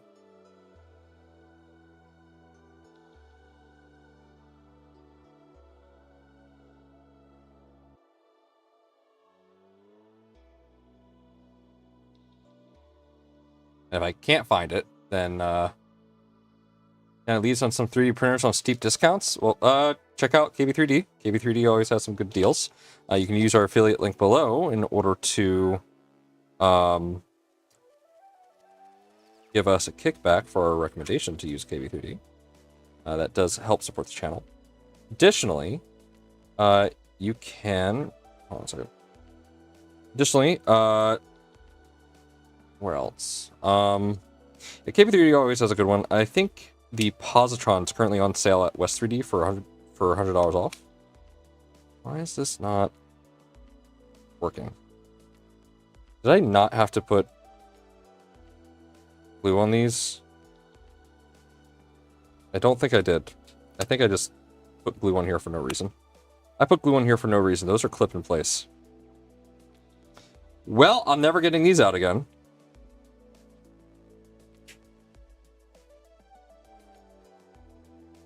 Oh well. I just permanently bonded Wago clips into this switch wire.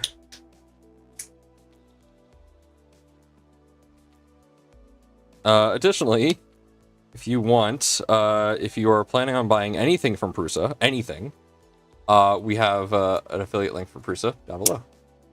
I will work on getting a discount code for Printed Solid. I'm sure David would have no problem giving me a an affiliate link, obviously. But yeah, I'll get that. Alright, well yeah, those are now permanently bonded to that. That's never coming apart. Oopsie daisy. Okay. And then using M5x10s, it just goes directly across.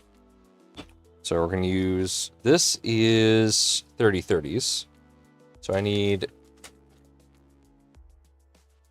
Where is it?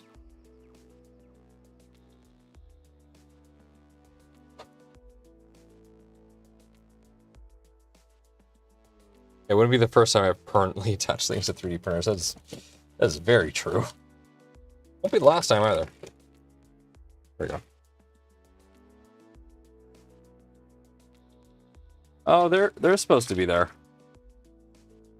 They fit perfectly. I didn't have to use glue at all. They just snapped right into place. As if this was designed for them. Because it was designed for them. And I was just a dunce.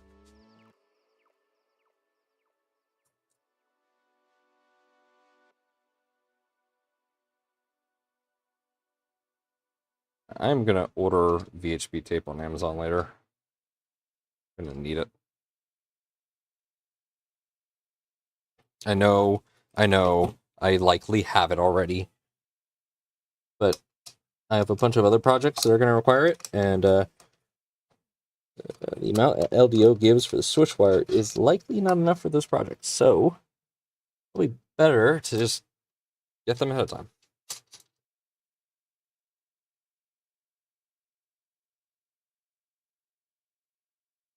Bort, who are you?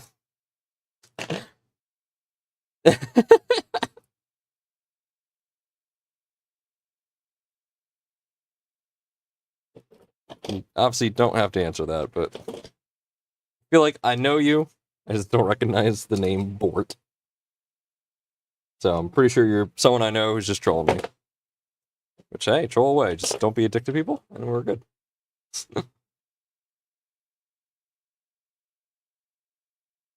Oh, there we go. Finally got that in there. He is Bort. Very common name. I guess so. I'm not an expert on Borts.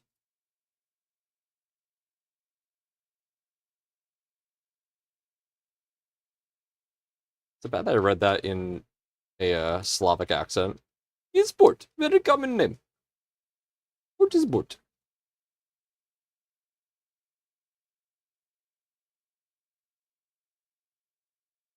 Okay, audio died. 1 second. Go ahead and get that music back.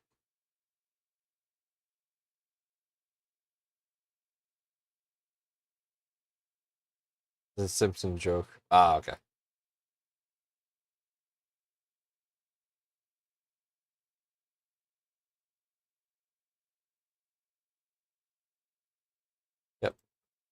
Music died.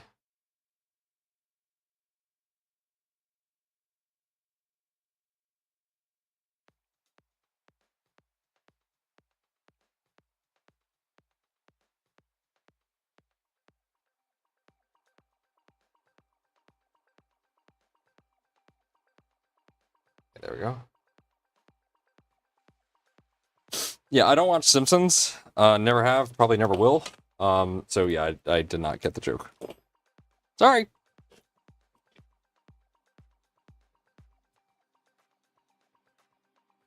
Simpsons just is not for me. I have a... my humor is interesting.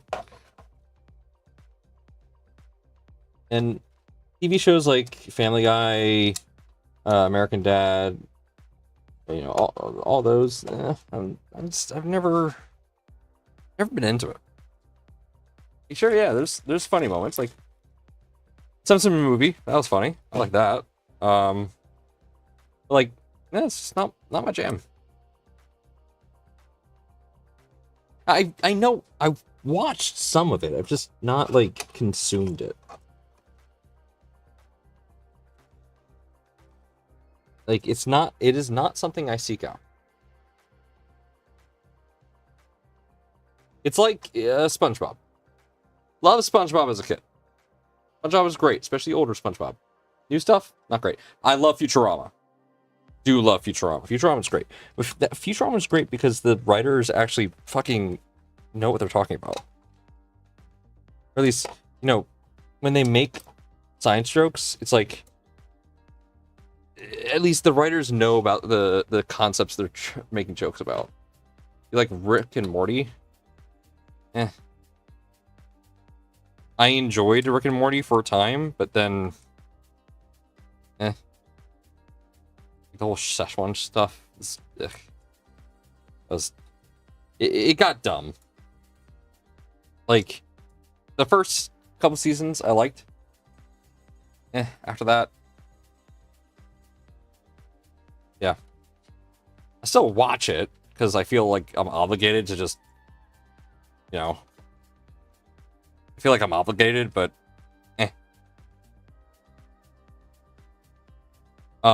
Orville. Fucking love Orville. The Orville is definitely one of my favorites. So, like... I like science fiction. A lot. Stopped on, like, third season. It wasn't funny. Yeah. Solar Opposites was pretty funny. The wall the C plot was hilarious. I loved that. Wasn't really like that was the only reason why I watched Solar Opposites. The wall was the only reason I watched Solar Opposites. That C plot was just really funny. But you know, that's the C plot. That means the A plot and the B plot wasn't really that great. But the C plot was great. Like what? I mean, mind you, it does take some skill to make, you know, a C plot good. But like, the rest of it's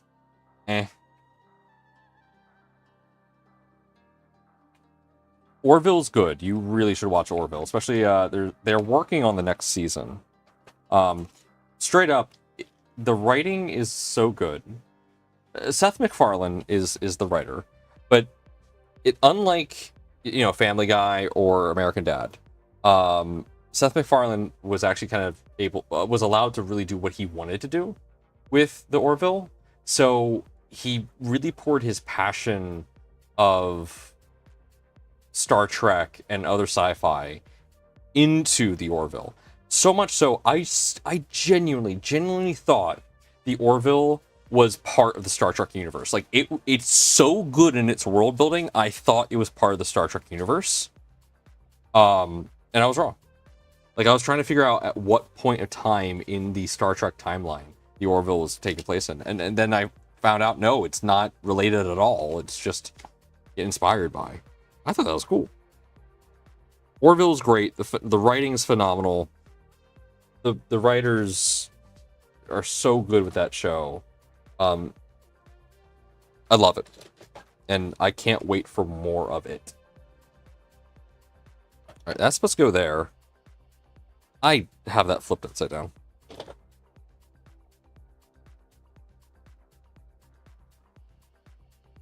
Orville is a story about how Orville Redenbacher has popcorn empire. Yeah, it's great.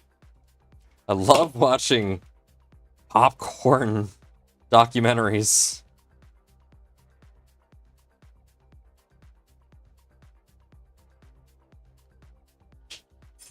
God damn it.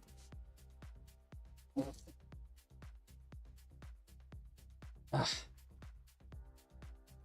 Bending over hurts. 27. Bending over shouldn't hurt yet. Gotta love the kettle corn, yeah.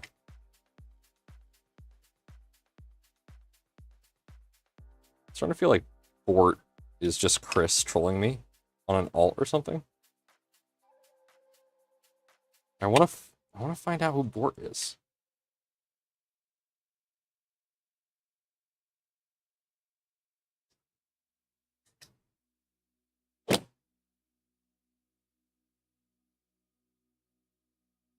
Music keeps stopping. You like a pop secret, you can leave this damn whites.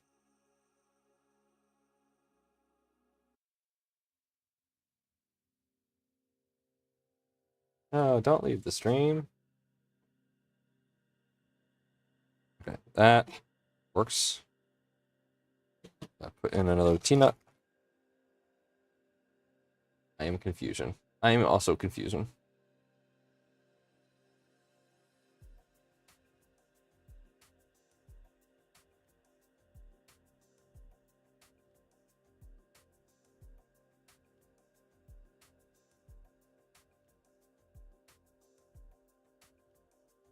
Hey, you know what? Engagement is engagement. So, whatever.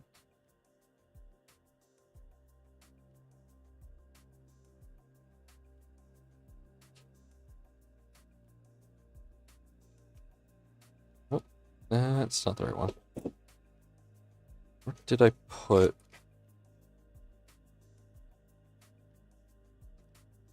where did I put it?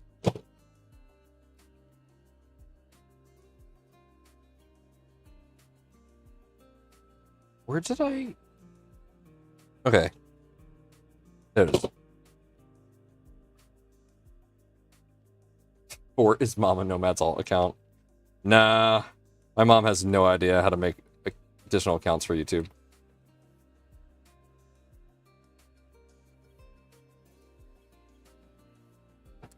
If she did, I'd be impressed.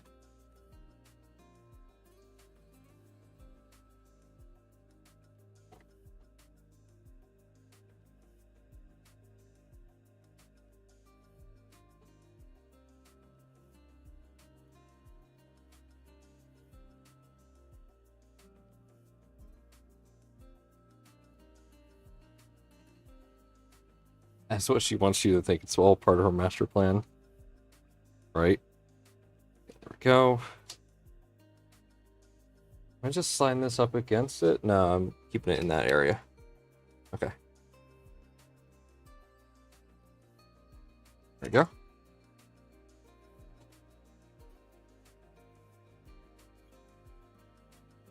No, we are not talking about politics. That is not something we are talking about. That is... Who asked that chat obeys rules of our Positron Discord server? Oh, crap. Apply VHB tape. Well, I'm boned.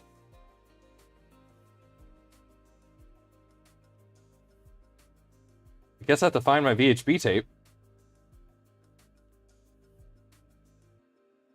Shit. Where could it... what box would it be in?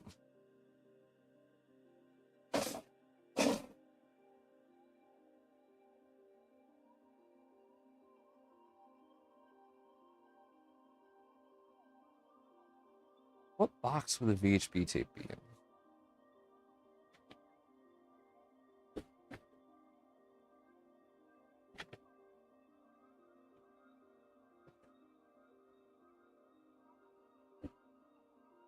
On there.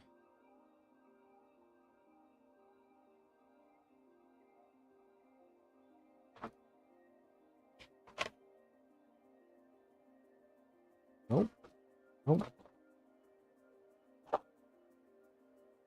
Nope. Nope. I wish there was like a feature in life where you could just like control F anything in the room. Just find whatever you need in a heartbeat. That'd be awesome. I don't know where VHB tape is. It's somewhere. It's somewhere. Just, I don't know where.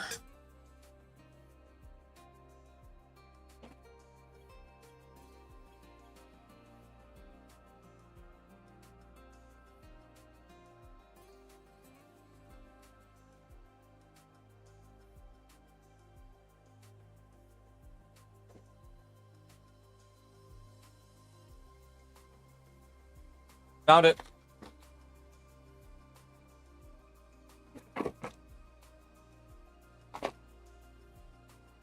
Took me that long to find it, but I found it. Okay. Now I need to find my scissors. I mean, I could just use cutters. Just use cutters. I don't really know where my scissors are right now. I don't need to be accurate with my cuts, so.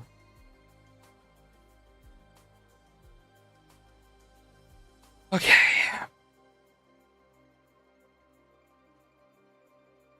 How is it? 10:17. All right, we'll go for a little bit here. Okay. It didn't tell me where to put the pie. Oh, it did tell me where to put the pie.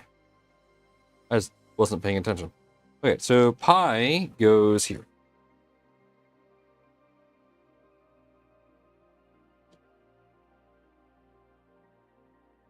Rip it with your teeth? No. That sounds painful.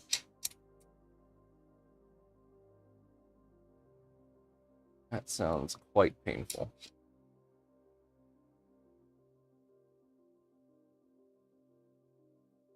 Go. And which way does it want me to face the board? Okay, away.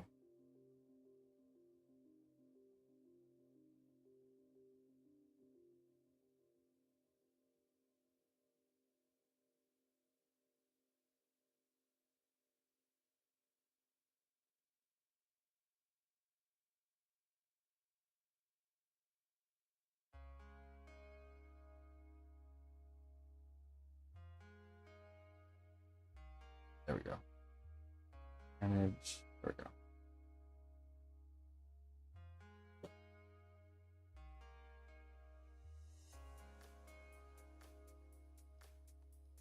Yeah, my Streamlabs has been very poor at reporting viewer count.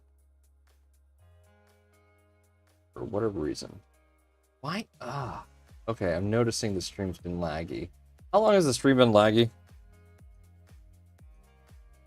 Has it been laggy this whole time, like stuttery? Is it just audio or is it video? If it's just video, then I know why. Oh, okay, only just happened. It's likely because I pulled up YouTube to look at the stream. Just the video? Okay, yeah, then it's the Mac.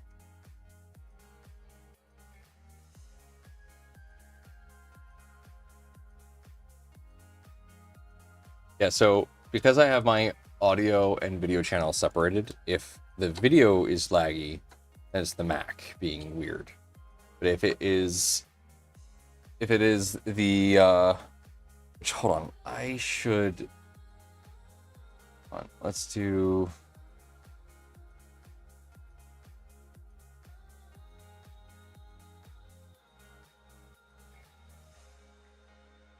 okay, bandwidth limit 3 megabits per second. There we go. Maybe that will help. Looks like it is. Just realized parsec is definitely not helping. Right, set constant FPS. No, turn it off. I tell it to be really bad FPS? Because I really don't.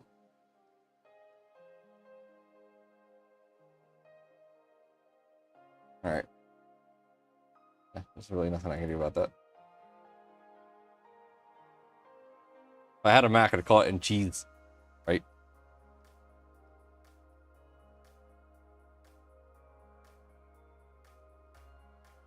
Man, that is one dirty pie. You're a dirty pie. I'm never saying it like that ever again. Oh.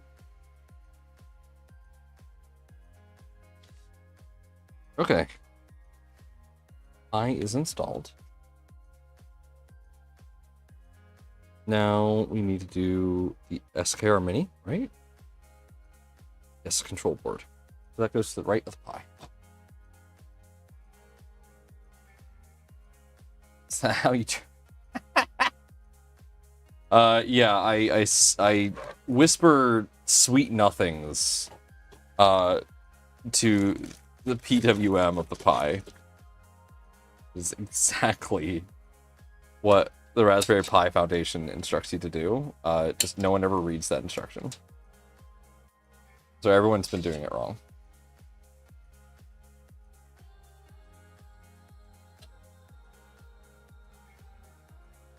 Installing these into the 3030s is quite easy. I still think that the what are they called?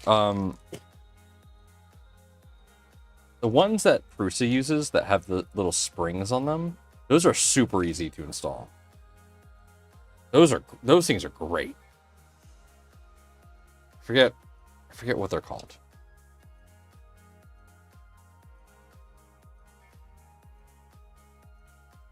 I love those. They're used heavily on the XL.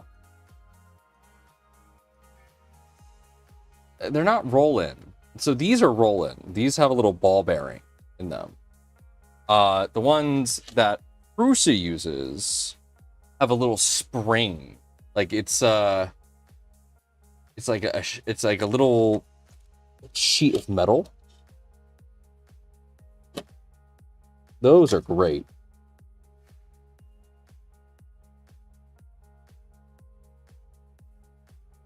Yeah. I was forgetting what they're called.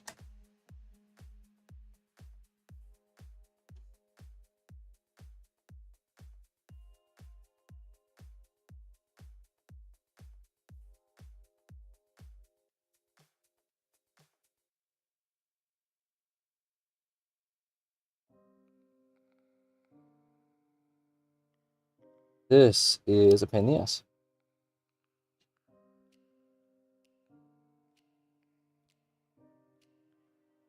There we go. Got it.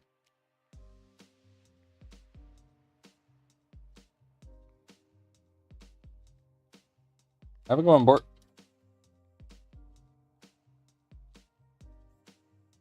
Did I really just do that? Yep. It's too high. It's meant to be a slot lower.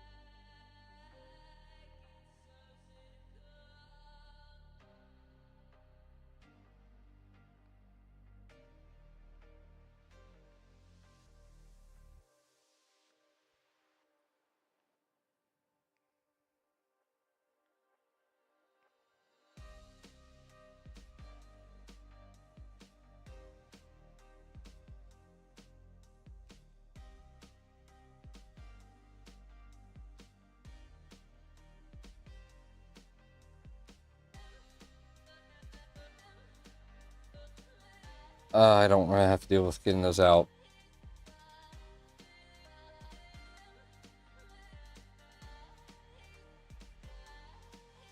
Hey, less. That's what happened.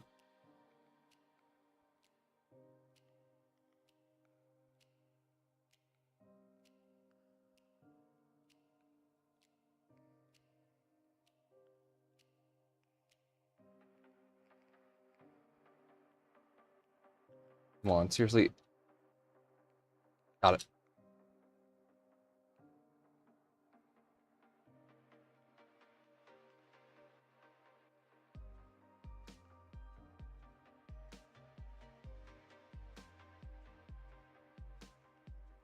Where'd that go? There we go.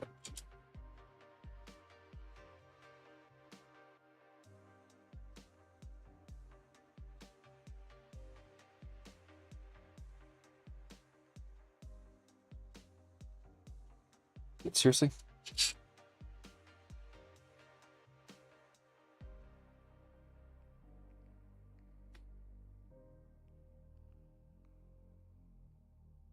Come on.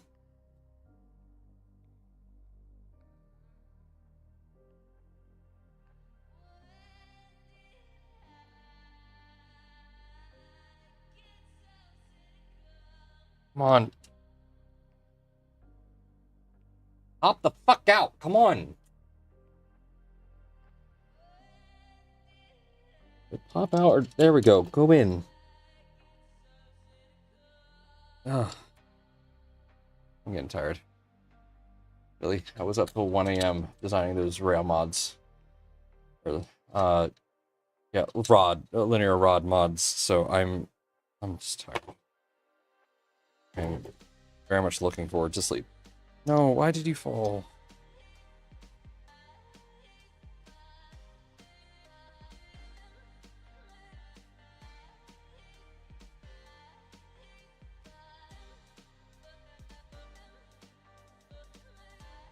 It's scratched up?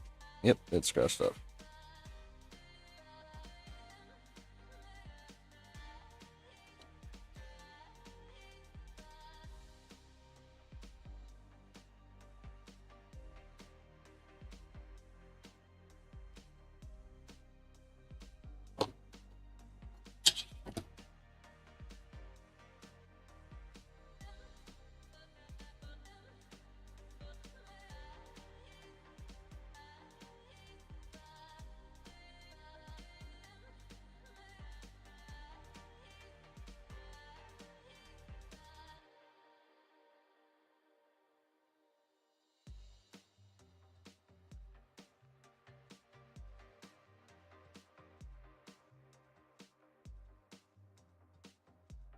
Go. That's now it. Ah.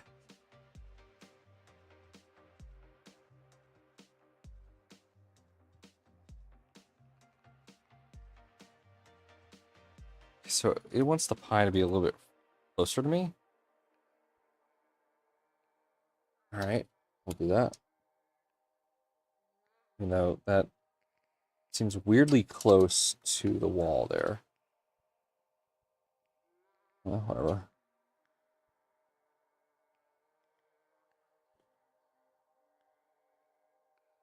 We'll leave that much space.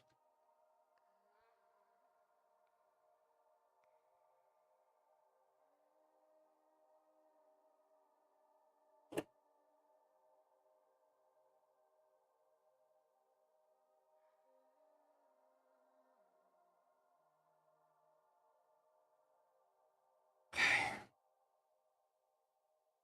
60-20 fan. Where's the fan? No, no, not there. Where did I put the box? Where's the fans? Where's the box of fans? I really don't want to get up right now. Oh. Fans and inlet. There we are.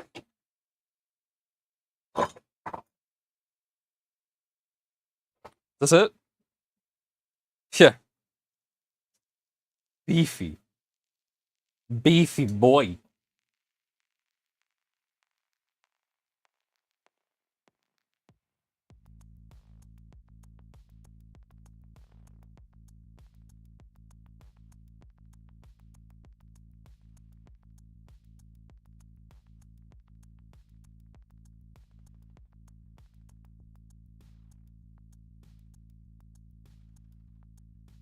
So doesn't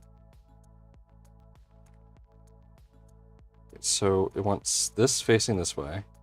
So air's being pulled in. Okay, and cable going that way. Okay.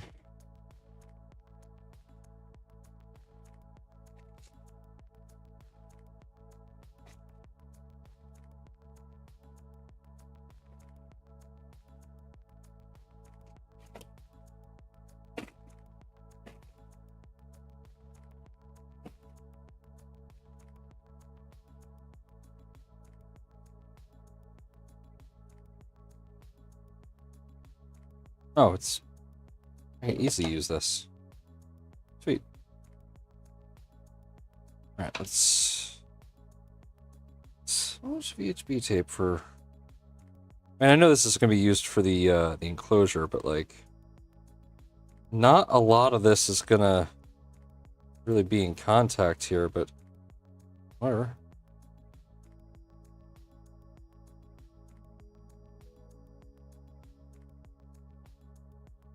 There we go.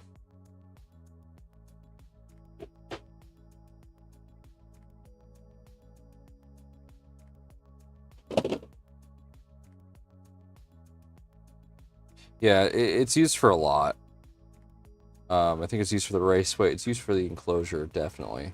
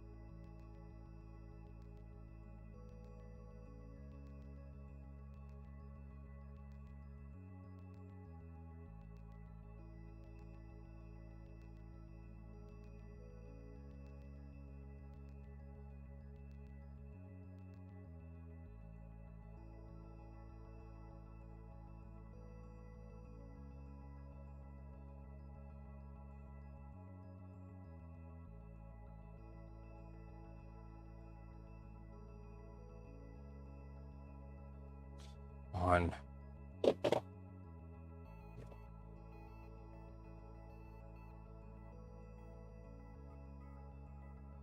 Yeah, it's VHB tape, so it is sticky.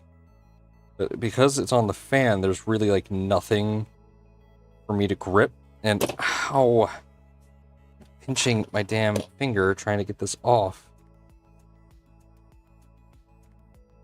And I don't have anything thin. There we go. Got it. Got it. Got it. There we go. I'm tired. Okay.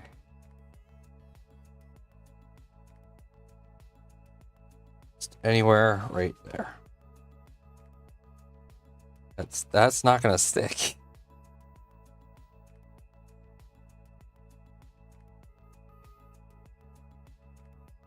At least not well. Yeah, there's like no contact area. So that's like just not gonna stick well. It would have cost like no filament just to make a little bracket. Yeah, probably will, but like it literally would have cost nothing to just put a tiny little bracket there. Oh, whatever. We're almost through this. We're getting close.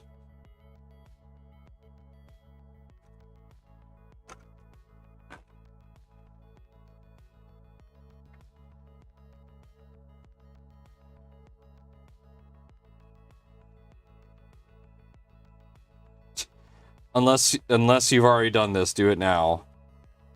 Fair. Cable raceways. We have this one's gonna be very important. We gotta make sure we add this. Gotta make sure we add this. This is the one that we got from KB3D. Very important. However, it's late. It is very late, and I didn't get much sleep last night, so we are gonna call it here for now. We'll be back at this on Friday. But I need some sleep. Again, I didn't get to bed until like 1 a.m. last night, so I'm just really tired. We got a lot done. Look, we got most of the electronics done. We're gonna put the raceways in on Friday.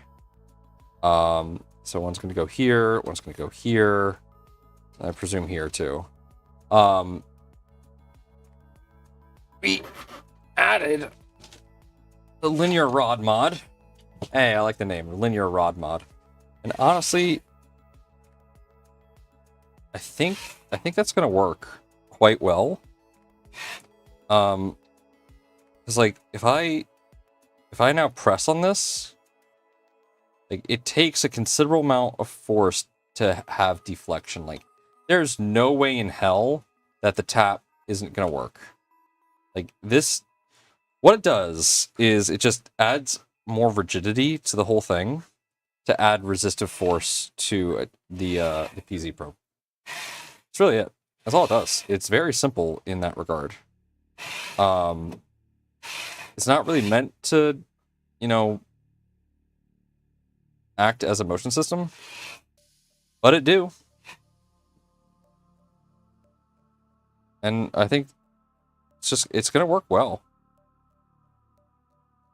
So, thank you all so much for tuning in, guys. Remember to hug yourselves more, fight for causes you believe in, volunteer for shit. I'm going to bed. Thank you all so much for tuning in. I hope you all have a wonderful night. Peace out.